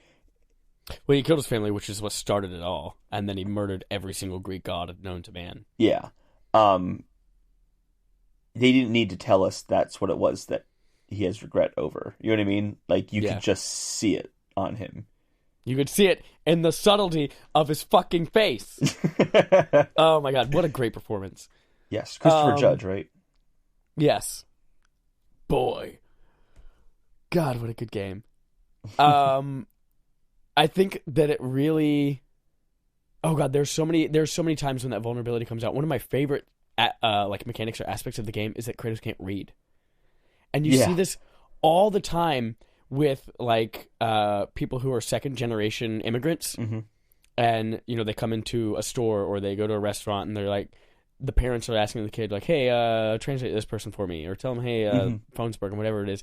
And you see him do that and be like, hey, Atreus, I need you to read these runes for me. What do they say? Mm-hmm. Or you find a document and Atreus is reading through it. And that, I think, it shows Kratos' vulnerability really, really well. I love there's the part in the game where you enter the light and everything goes black and white and you see Atreus and you see all of these things where you have this vision where he's talking to his mom's corpse and he's saying that, like, Dad doesn't even like me, but I'm going to keep following him anyway. And you see that, like, these are Kratos' thoughts in his head. Mm-hmm. That you see that he has doubt and he feels self-conscious about the way his son might view him.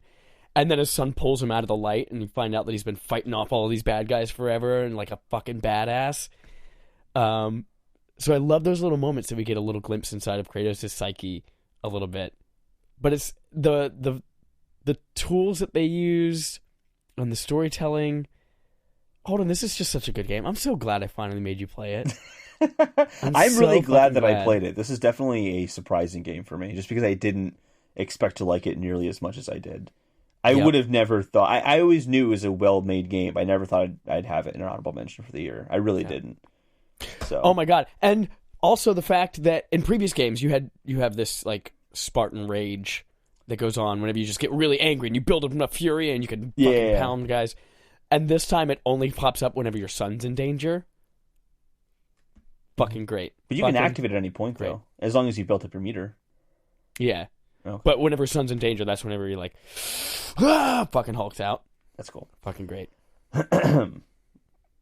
Good game. Yeah. Good game. I could talk forever about this game. I think we can wrap this discussion though. Yeah. Are you ready to shit all over Hollow Knight now? Let's take a big old dump on Hollow Knight. No. So we're transitioning now to Hollow Knight. If you don't want spoilers about Hollow Knight, but you did want them about God of War, take the next 10 seconds to fucking pause it, fast forward, do whatever you need to do, look at the time codes. And now we're moving on to Hollow Knight. Hollow Knight for PC, Nintendo Switch. It hasn't come to anything else yet, right? Xbox and PS4. Is it on Xbox and PS4 now? Yep. It's the Void Heart edition. Oh, that's right. Yeah. What a charming, fucking difficult game. Charming and difficult. Yeah, I think Charming and difficult. This is a year that I discovered that I really love Metroidvania games. Mm-hmm. We played Super Metroid. Was that this year? No, it wasn't. It was last year. Was it last fall? Yeah. Anyway, I played We played Super Castlevania Metroid. Night. We Symphony played Night. Castlevania Symphony of the Night, Mm-hmm. and now Hollow Knight. And those are, you could obviously see the progression of those three and how they influence each other. Yeah. This is, of those three, my second favorite in the genre. I really loved Symphony of the Night. Mm-hmm. But Hollow Knight, I feel like, is kind of like the emo cool kid of all of these. Yeah.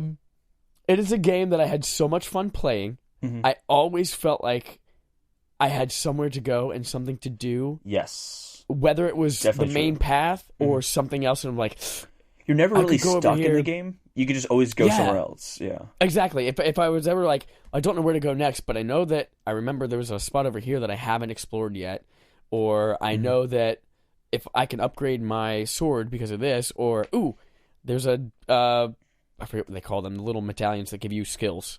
Oh, the charms.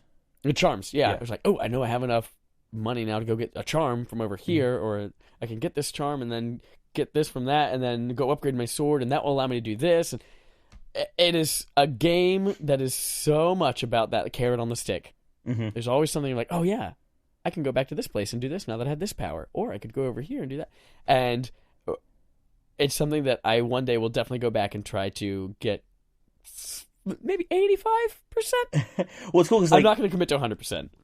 Yeah, I haven't got 100%. I'm close to it, but there's 112% in the game now with all the DLC and all that. Oh, that's right.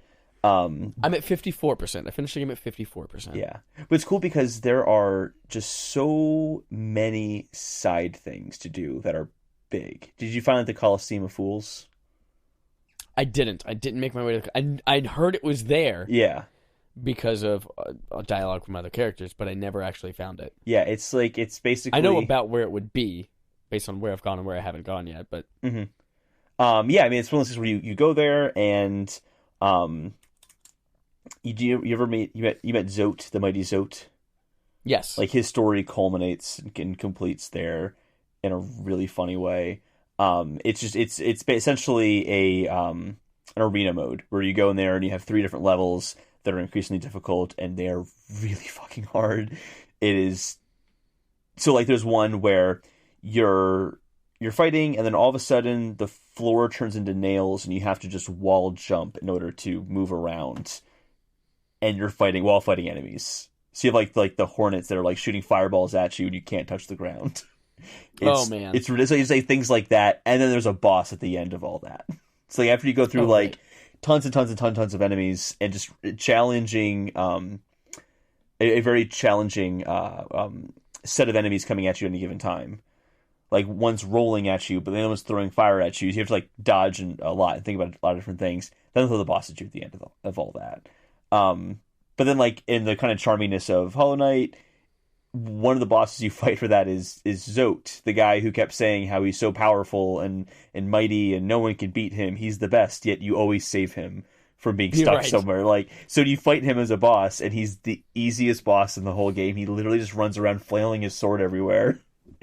And you just jump over and hit him, and then you just jump over him and hit him. And it was so funny, like, to get to that point. So, like, it's definitely worthwhile to, like, explore and, like, find those little niche areas in the game, because there's still, like, really cool things that happen as a result. which I I like. definitely have to get back to more of it. Yeah, it's definitely a game that's fun to return to and just continue exploring. And that's actually why I haven't beaten the final boss. It's like, no, like I still need to do everything in the game. I still need to find everything before I can do that. There's also a second version of the boss battle that happens if you do something in particular, which I'm halfway through doing now. But I'm curious if you found one side quest in particular. Which one? The one where you have to travel across the whole map. I don't know. I feel like I went all over the map. No, so like they specifically say you have to deliver this flower from, you get it on one side of the map, and you have to go all the way over to Queen's Garden, but the flower is very delicate, and if you get hit at all, you have to start over again. I did not do that. You can't warp at all. You can't use stag stations at all. You have to walk across the entire map without getting hit. And that includes like us getting hit by a spike while platforming. What's the reward for that? It was a charm. I can't remember which charm it was, I think. No. It was a mask shard. Oh, gotcha. Yeah.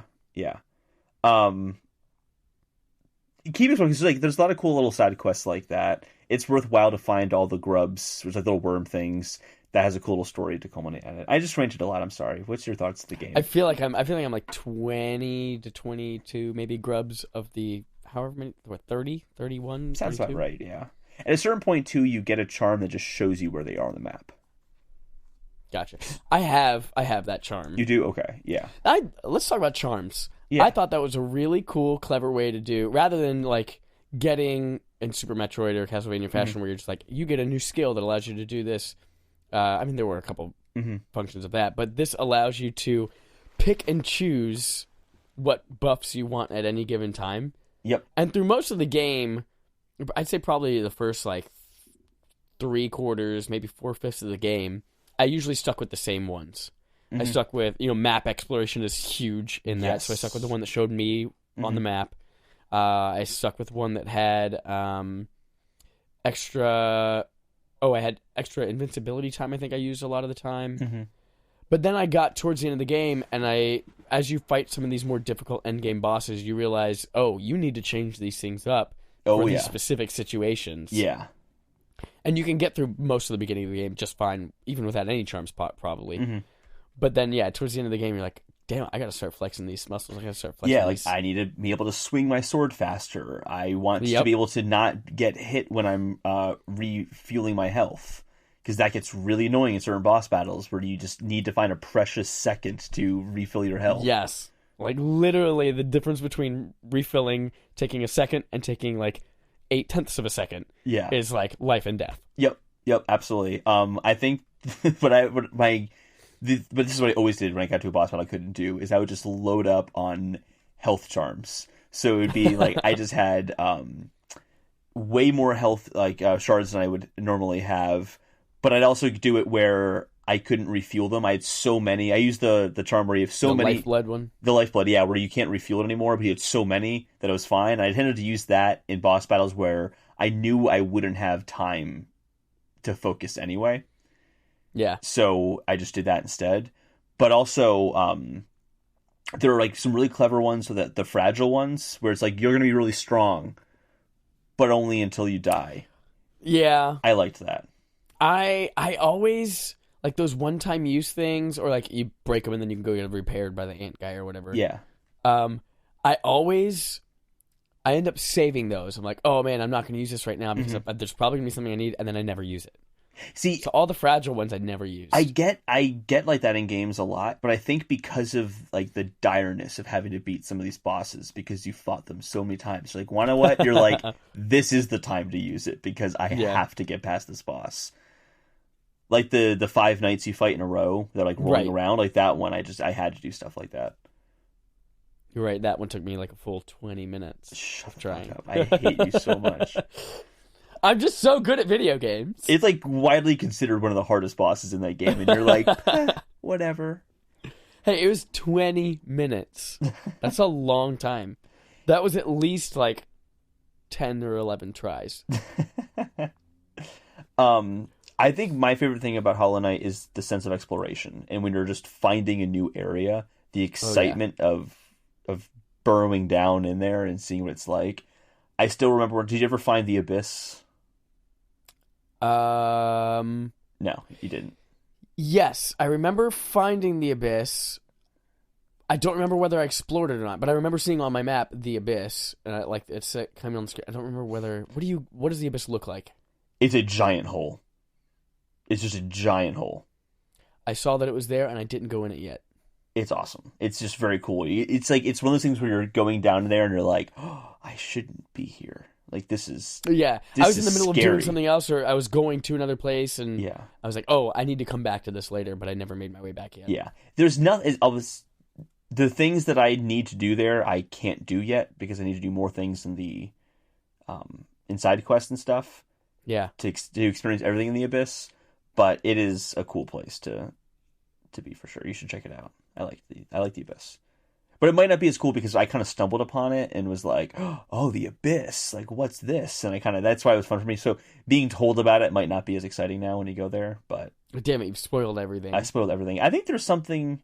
No, there's an upgrade for one of your powers down there, so it's worth going.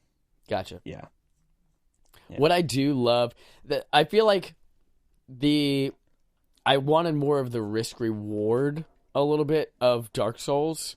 Okay. With your money, like fucking asses. Yeah, and the a Geo. whole whore of bitches. Yeah, I just hit my funny bone on the nightstand. The Geo. There were times where I'm like, oh yeah, I could definitely finally buy this charm or this charm notch, or upgrade my sword. But more often than not, I found myself like, great, I've got all this Geo. I'm gonna put it in the bank. Side note about the bank in a little bit. But I wish that like. There were times where I was obviously like, oh, I've got 1,000 Geo, but I don't really have anything. I could go fight this boss right now. If I lose it, I could get it back. Mm-hmm.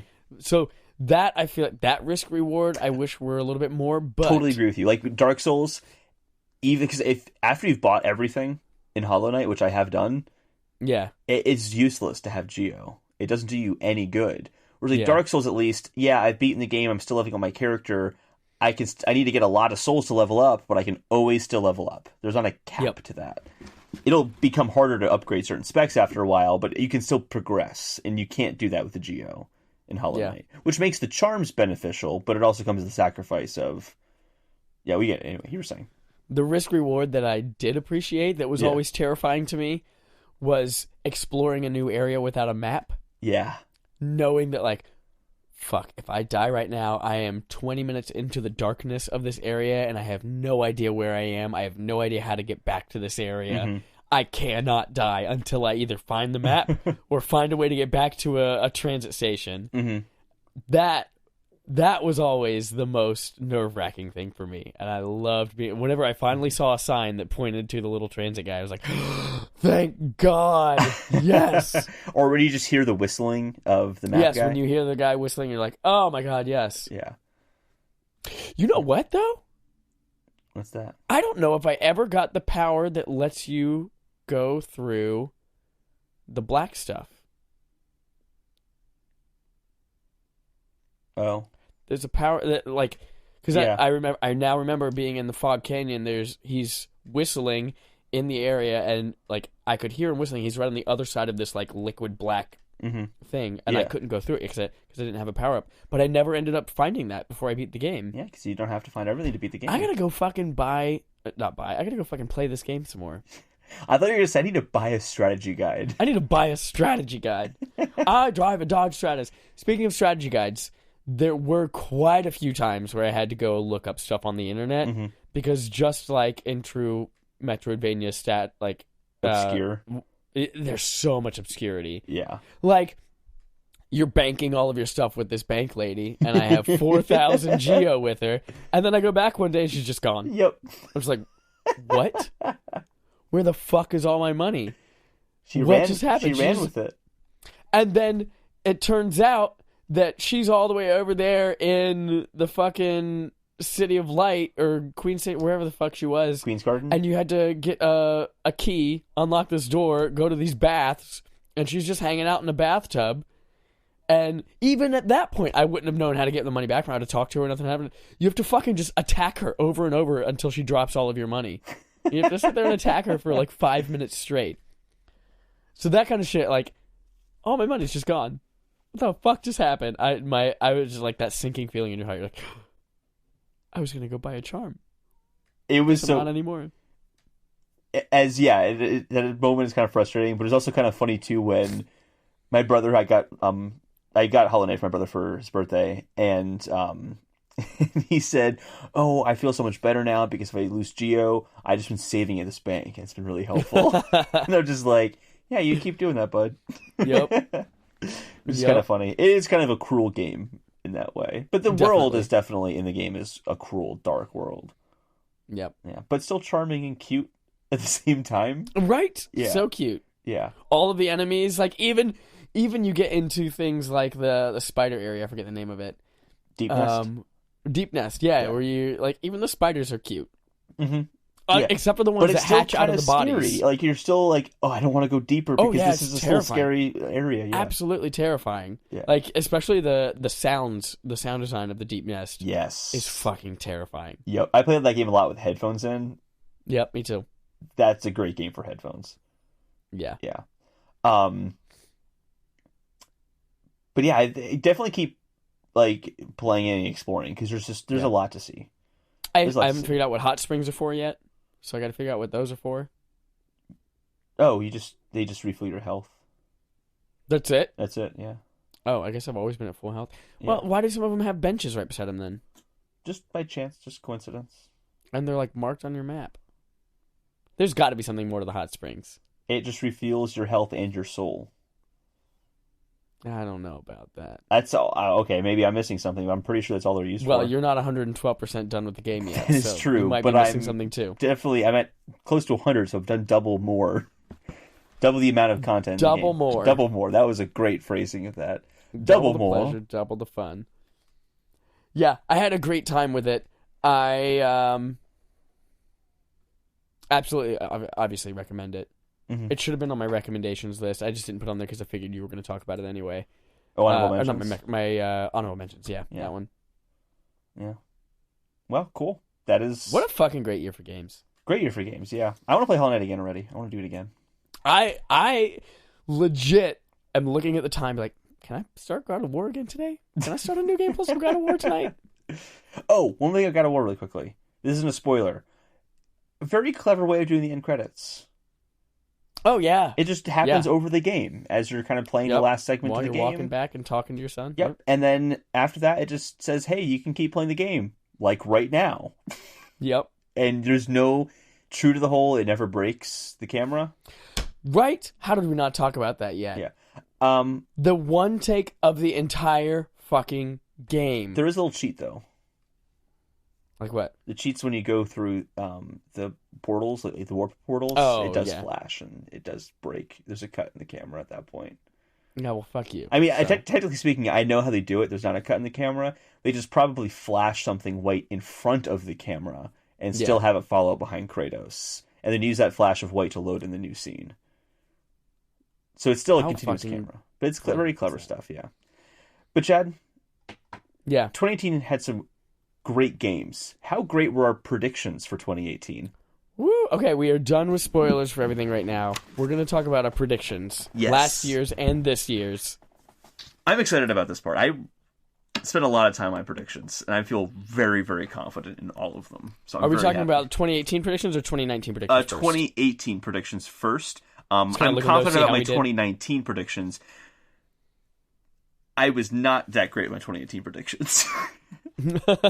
Going back to look at those did not turn out that well. I think I only had 5. You said you had 3, right? I had 3. I had 3 from 2018, yes. Okay. And let me tell you, spoilers, I almost nailed every single one of these. Really? Yes. Well, I have 5, so I'll start off. Okay. And then on my second one, you'll start. Okay. Great. First prediction, I said Pokemon or Metroid this year. Or both. Like one or the other or both. Pokemon Switch will be shown E3 or after. And then Metroid will be shown off in January. Pokemon Switch was shown off before. But this is kind of a weird thing. It was a Pokemon game, but it wasn't like the Pokemon game. Right. But I would still count it because it's still a Pokemon game. And it's not like it's a mystery dungeon game. It's a Pokemon game. It's the traditional game. in that sense. So I still counted that, but I only gave myself half credit for it because Metroid obviously did not get shown off in January or any point in 2018. So, wah, wah. Wah. So half for that one. All right. Number 2, Bethesda will announce and release a Skyrim-sized RPG not set in Fallout or Skyrim. Half right on that one. They announced a Skyrim-sized RPG, Starfield, but it didn't come out. So that's not really. It didn't come out this year. It didn't come out this year. Yeah. Actually, I have 6 predictions apparently. So give me one of yours now. Okay. First prediction. The new Pokemon on Switch will be a new Pokemon Red, Blue, Yellow.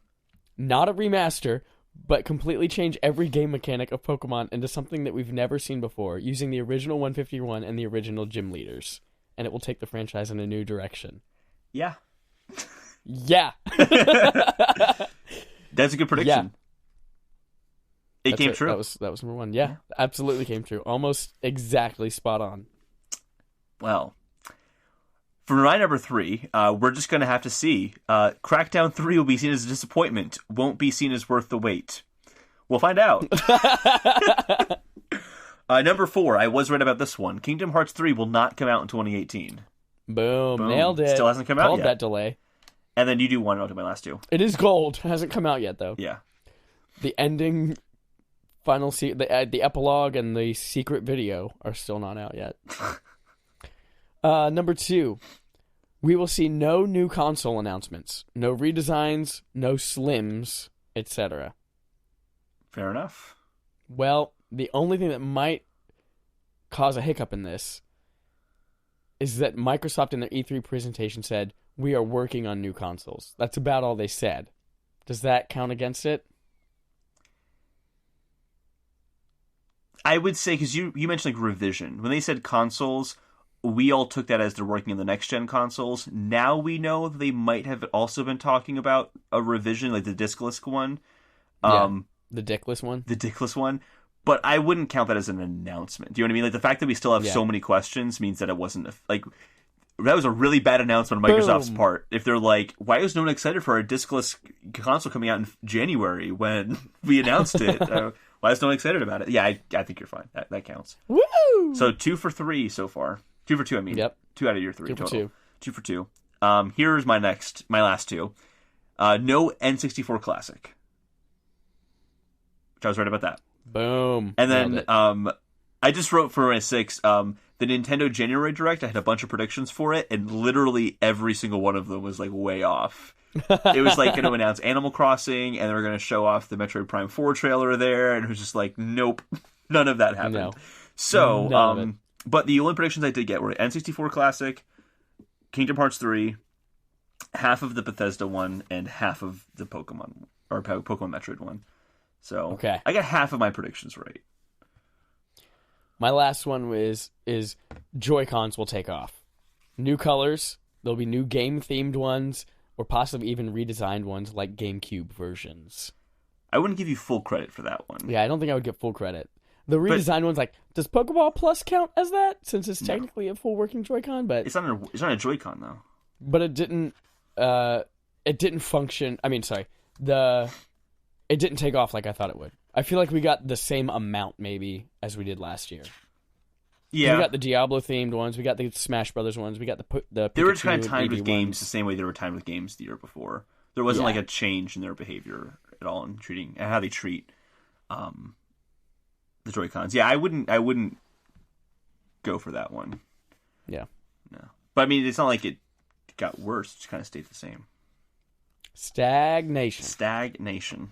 A whole nation full of stags. Well, I'd say let's go into the 2019 predictions now. 2019 predictions. What's coming out? Well, Holden and I are obviously pretty good at guessing, so this is all going to happen. Holden and I have 1, 2, 3, 4, 5, 6, but the 6 is a big one. Okay. I have 5, and my third one has 3 sub-points. But it's actually a pretty quick one. None of these are actually very big, but I'm very confident in all of them, so I feel very good. Right. I only put ones down that I'm like 95% certain of. So I feel really good about this. Me too. I guess you'll start off this time because I started off the last one. All right, here we go. Number 1, Microsoft will fold Xbox Game Pass into Xbox Live Gold, replacing traditional games with gold. Interesting. So instead of giving out 6 free games a month, it's just going to become Game Pass as part of Xbox Live Gold, as another way of beating PlayStation Plus. Interesting. I like that. Most of mine are Nintendo related. That shouldn't be a surprise. Number 1, a 2D Zelda game will come out in 2019. Not announced, coming out later. Announced and coming out in 2019. But is it going to be on Switch or will it be on the 4DS? So I'm saying Switch or 3DS. Doesn't matter. It's just the point is that a 2D Zelda game will come out. There's been a Zelda game literally every 2 years. I went back and looked at the release cadence for the franchise. Yeah. Every 2 years a new Zelda game comes out. The only exceptions there are 2 exceptions in all of it. One is a 5-year gap between A Link to the Past and Ocarina of Time, but Link's Awakening came out in the middle there. So really there's a 3-year gap. And then there was a 1-year gap. I want to say like Twilight Princess, and then like the next year Phantom Hourglass came out or something like that. But if it's not been a 2-year gap, it's been less usually. Every year has been 2 years like clockwork. So it's time for a 2D Zelda game. It's going to happen. I just don't know if it's going to happen on Switch or 3DS, but it will happen in 2019. That's my All right. My next one. Days Gone will be the year's biggest surprise, similar to how God of War was this year, and will be a legit Game of the Year contender. I'm doubtful on that one, but... I know you are, but if you would have asked at this point last year whether God of War was going to win Game of the Year... I think people would have said yes. No. I think... No. Remember, we knew almost nothing about that game in January last year. But I was very skeptical about that game. I was. But I was skeptical because everybody else seemed to be so up that game's ass already. But yeah, I think Days Gone is going to surprise the hell out of people. I hope so, because that game's been a long time coming, and if it's just another zombie game, that's really sad for Sony Bend. So it better be something special. Think about this, though. You flipped your coins a lot on this one. You've been going back and forth on Days Gone. I have, yeah. Yeah. I mean, right now, my feelings are...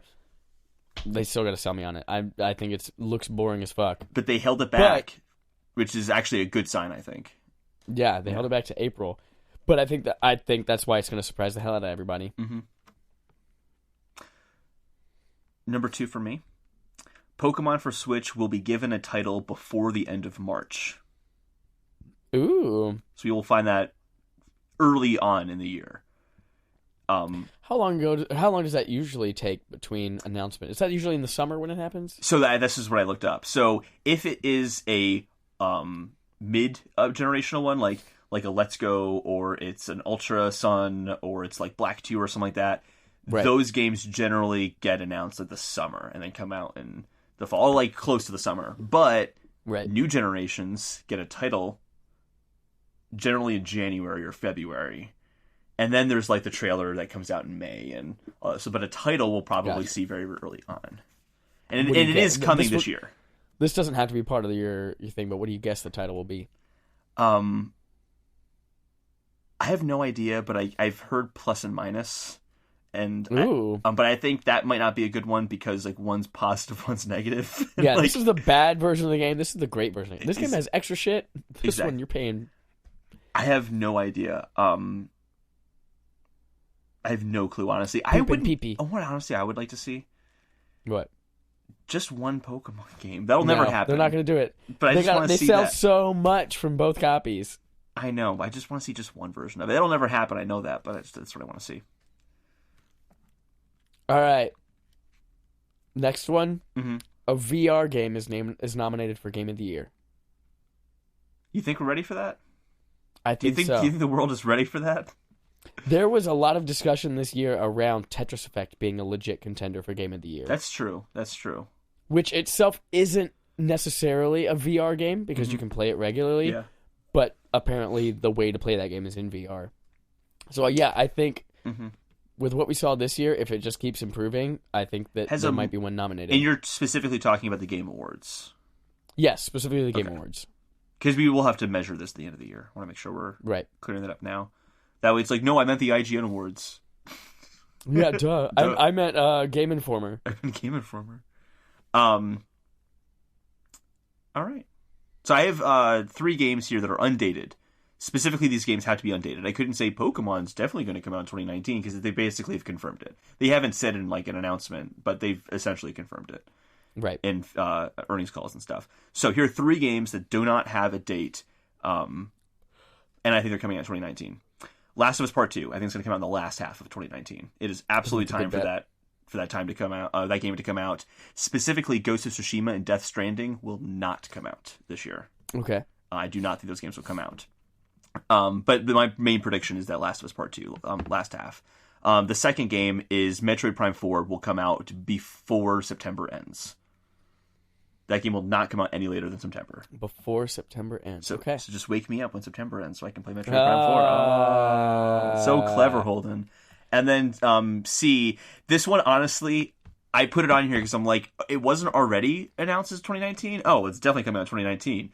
Doom Eternal. It has no date. It's not given a year. Oh, yeah. Yeah, but like, come on. That's not coming out in 2020. That's coming out in 2019. There's no way they showed off as much of that game what as else they do did. they have? They still have Wolfenstein Youngblood. Which they did say is coming out in 2019. They did say that. Yeah, but they said the summer. have... So I think Doom would be the fall. That's the only thing on their list of stuff so far that's coming out in 2019. That I can think of, yeah. Okay. And Elder Scrolls 6. Well, right, Yeah, right. absolutely. I'm not making that prediction to be perfectly clear. No, so to be clear, because I kind of spoke a lot in a tangent in that one, the 3 games I'm referring to for this prediction are Last of Us Part 2 coming out in the last half of 2019, Metroid Prime 4 coming out before September ends, and then Doom will come out in 2019 as well. Probably the last half. I'm not as certain on the date for that one, but probably last half. All right. All right. So this is the big one. All right. I have one big umbrella prediction and then 3 subpoints to it. Okay. 1, all 3 big companies will reveal new significant console upgrades. Ooh. Starting with Nintendo. Nintendo will announce in summer/early fall a new Switch Pro design. Doesn't have to be called that, but with increased battery life, screen resolution, and power at $299, same price as the regular Switch. Yeah. While discounting the regular one to $199, making it more affordable right in time for the holidays. Number 2, at E3, Microsoft will reveal 2 new console boxes, mimicking the Xbox One X and One S dynamic, both coming in November this year. All new games will be cross-gen by design, so they'll work on previous and new ones. There will be a delayed streaming iteration of the console that will launch in March of 2020. That we won't be able to find out this year, obviously. Yeah, yeah. But the 2 hardware versions and then the streaming version, but the streaming one's going to be delayed. That's extremely bold. Yep. And then Sony. Here's the third one. Okay. At a press conference in the first half of 2019, PlayStation will announce PS5. It will be a traditional hardware upgrade, 1 SKU, and it will be backwards compatible with PS4 and PSVR, but PS5 games will not play on PS4. There will not be a PSVR 2 on launch, releasing November 2019. I think this is the year we see new consoles. I don't agree at all. I think it is. I think there's so much scuttlebutt. They've got to get out ahead of each other. I don't agree at all. Everyone's racing. Maybe Microsoft. I think Microsoft is in a position where they could do that. Sony, though, their console just dipped for the first time. They can't let Microsoft get a year ahead of them, though. You saw what that did for Xbox 360. It took them the entire generation to catch up. They still did well, though. But it took them the whole generation, though. I've looked at those numbers, and it's actually not as bad as people make it out to be. They were doing consistently well throughout the entire generation. They had a hiccup in the first few months, but that didn't last. They gotta win. Yeah, they gotta win. They're already crushing it, and we know how arrogant they can get. So I don't know. I'm not as sold on that one. And part of the reason for that too is why would they then get rid of PSX and E3? They're getting rid of PSX because I think that's going to be like a hands-on thing with PS5. When they announce PSX, I think you're going to be able to go hands-on. Or when they announce PS5, I think they're going to be able to go hands-on with PSX early. Sure, but they're saying like we don't have enough. Okay, so if this were to happen then, so that would mean that you never really agreed with me or disagreed with me when I said that Death Stranding and Ghost of Tsushima are coming out in 2020. That's basically what I was saying. Oh, that's because I had predictions about those two. Okay, so can you just share that right now so we can talk about this? What's that prediction? So, Death Stranding is released in 2019. Mm-hmm. It will be the first game revealed as cross-gen Okay. between PlayStation 4 and PlayStation 5. Yeah. And it will be revealed, that information will be revealed at the PS5 reveal event. Okay. Ghost of Tsushima, same thing? I didn't have anything about Ghost of Tsushima. Okay.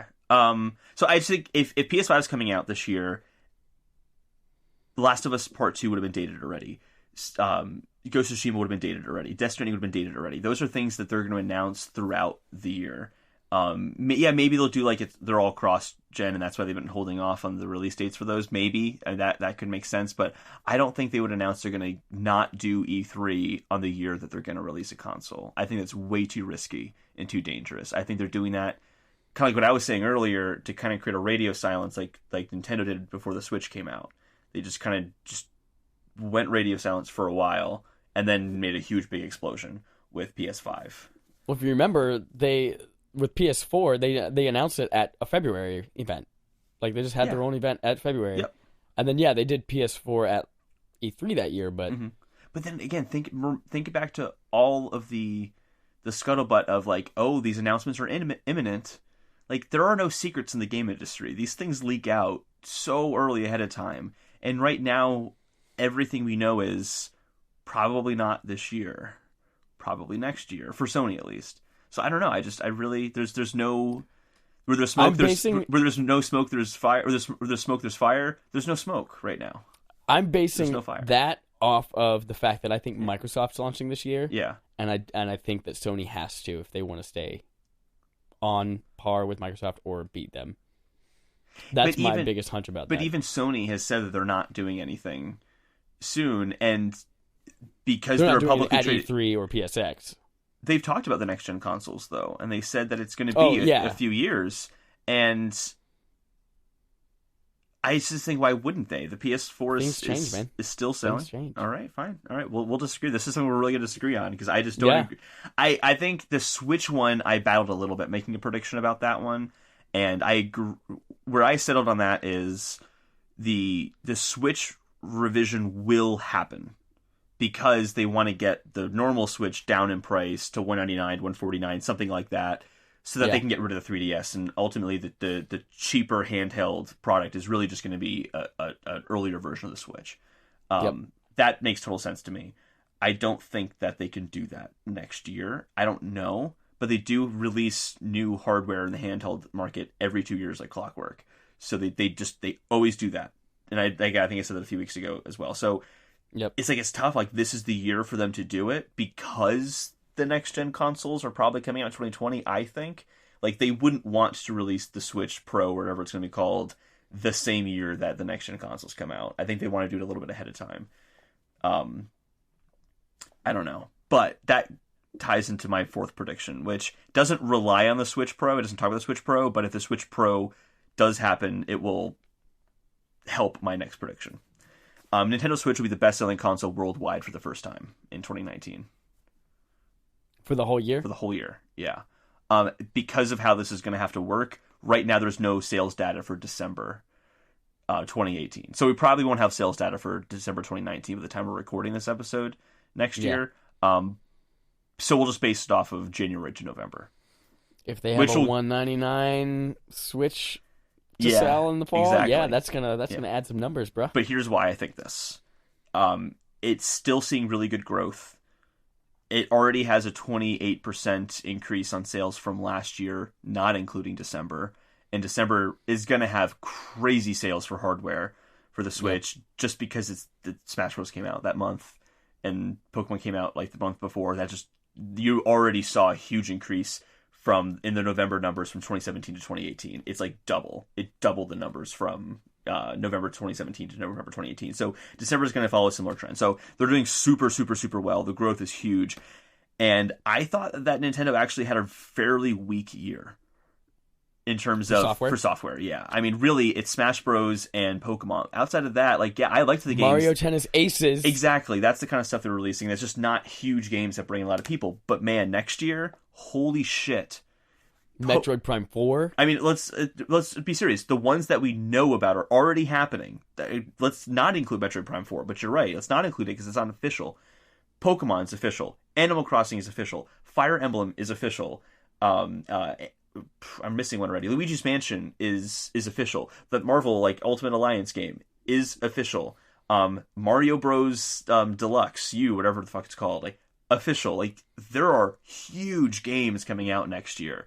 So couple that with the upward trend they already have, and these crazy games coming out, and the fact that they're already selling better than Xbox, and that PlayStation is on a downward trend because at that point in their cycle, Switch is absolutely going to be the best-selling console next year. I just don't see it any other way.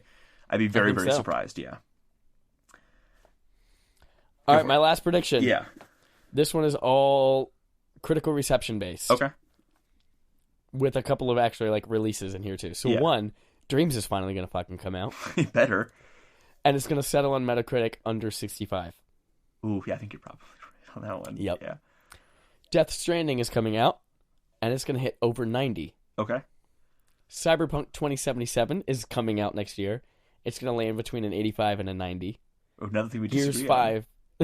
Gears 5 will launch and settle at 80 or below. Okay. That's it. My last prediction is the exact opposite of something you just said, and that is that Cyberpunk 2077 will be given a release date / window of 2020, but that'll be announced this year, but it will not come out this year. My reasoning is that I looked back at how they marketed The Witcher, and it was a 2-year period between them showing off the first trailer and releasing the game. I'm counting the first trailer as that 45-minute gameplay experience. Did they have 45 minutes of Witcher 3 ready to go? They did not. So that was impressive. Well, they probably had that ready to go for the Witcher. Not quite that polished, but they had probably that much content already worked on.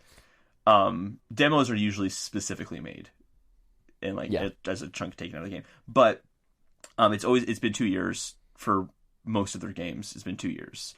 And it's always been a year before the game comes out. They announce the date that it's coming out. So I think that's what's going to happen. All right. That was your last one as well? That was my last one as well, yeah. All right. So you'll have to keep us honest, people, because if we forget to do it, I'm going to save my note this time so I don't have to go back and listen to the episode to figure out what I got. I'm going to save that. Listen next year, January. That'll be our next episode. This is next January. Just kidding. We've got 2 segments left to do. Very quick. Remember when you said you thought this was going to be a short episode? Yeah, I know. This is already the longest episode we've ever recorded. I know. God, it feels like we say that every week. So we have 2 things left to do. 1, we have to give one of you guys some money. 2, we have to figure out who we're thanking this year. So let's start with the first one. Our participation trophy.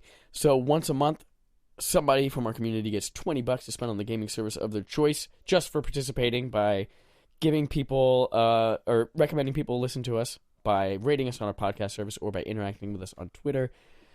This month, with the holidays, we had a little bit less player turnout, so we had 6 entries. Let me get up my spreadsheet so I can figure out which number to go to. All right, so we had 6 entries. We're going to have Siri choose for us. Hey, Siri, pick a number between 1 and 6. A random number between 1 and 6 is a 3. 3 is Dane Deasy, Dane. Owner of Dane's Balls. I know that guy. Dane Deasy, check your Twitter DMs for $20 to whatever service you like. You just text him. You also have his phone number. Or I'll just see him in real face. There's also that too. Why did I say text him? You'll see him at work tomorrow. Wonderful. So yeah, if you want in on that, you've got 1 entry per week for each of those methods for the whole month of January, and we'll be giving that out at the end of the month. Next is a new segment that we started last week called Thanks for Creating, and it's where we're going to spread a little bit of positivity in our game industry by thanking people who make all the wonderful things that we love. So this week, it's going to be different every single week. Last week was thank a developer who made a game that you loved in 2018. This week, I want you to thank an actor who portrayed your favorite video game character. So find out who it is, research it on Wikipedia, whatever it is. Find them out on Twitter or any type of social media, and just let them know how much you love their performance. This is a big thank you and giving back. That brings us to the end of our episode today. So next week, we'll be back on Tuesday again. Make sure to use a hashtag thanks for creating so that we can go and check in on all of your love and see that all. But until next week, here is our usual sign off. Happy New Year! I'm gonna buy the Soulja Boy console.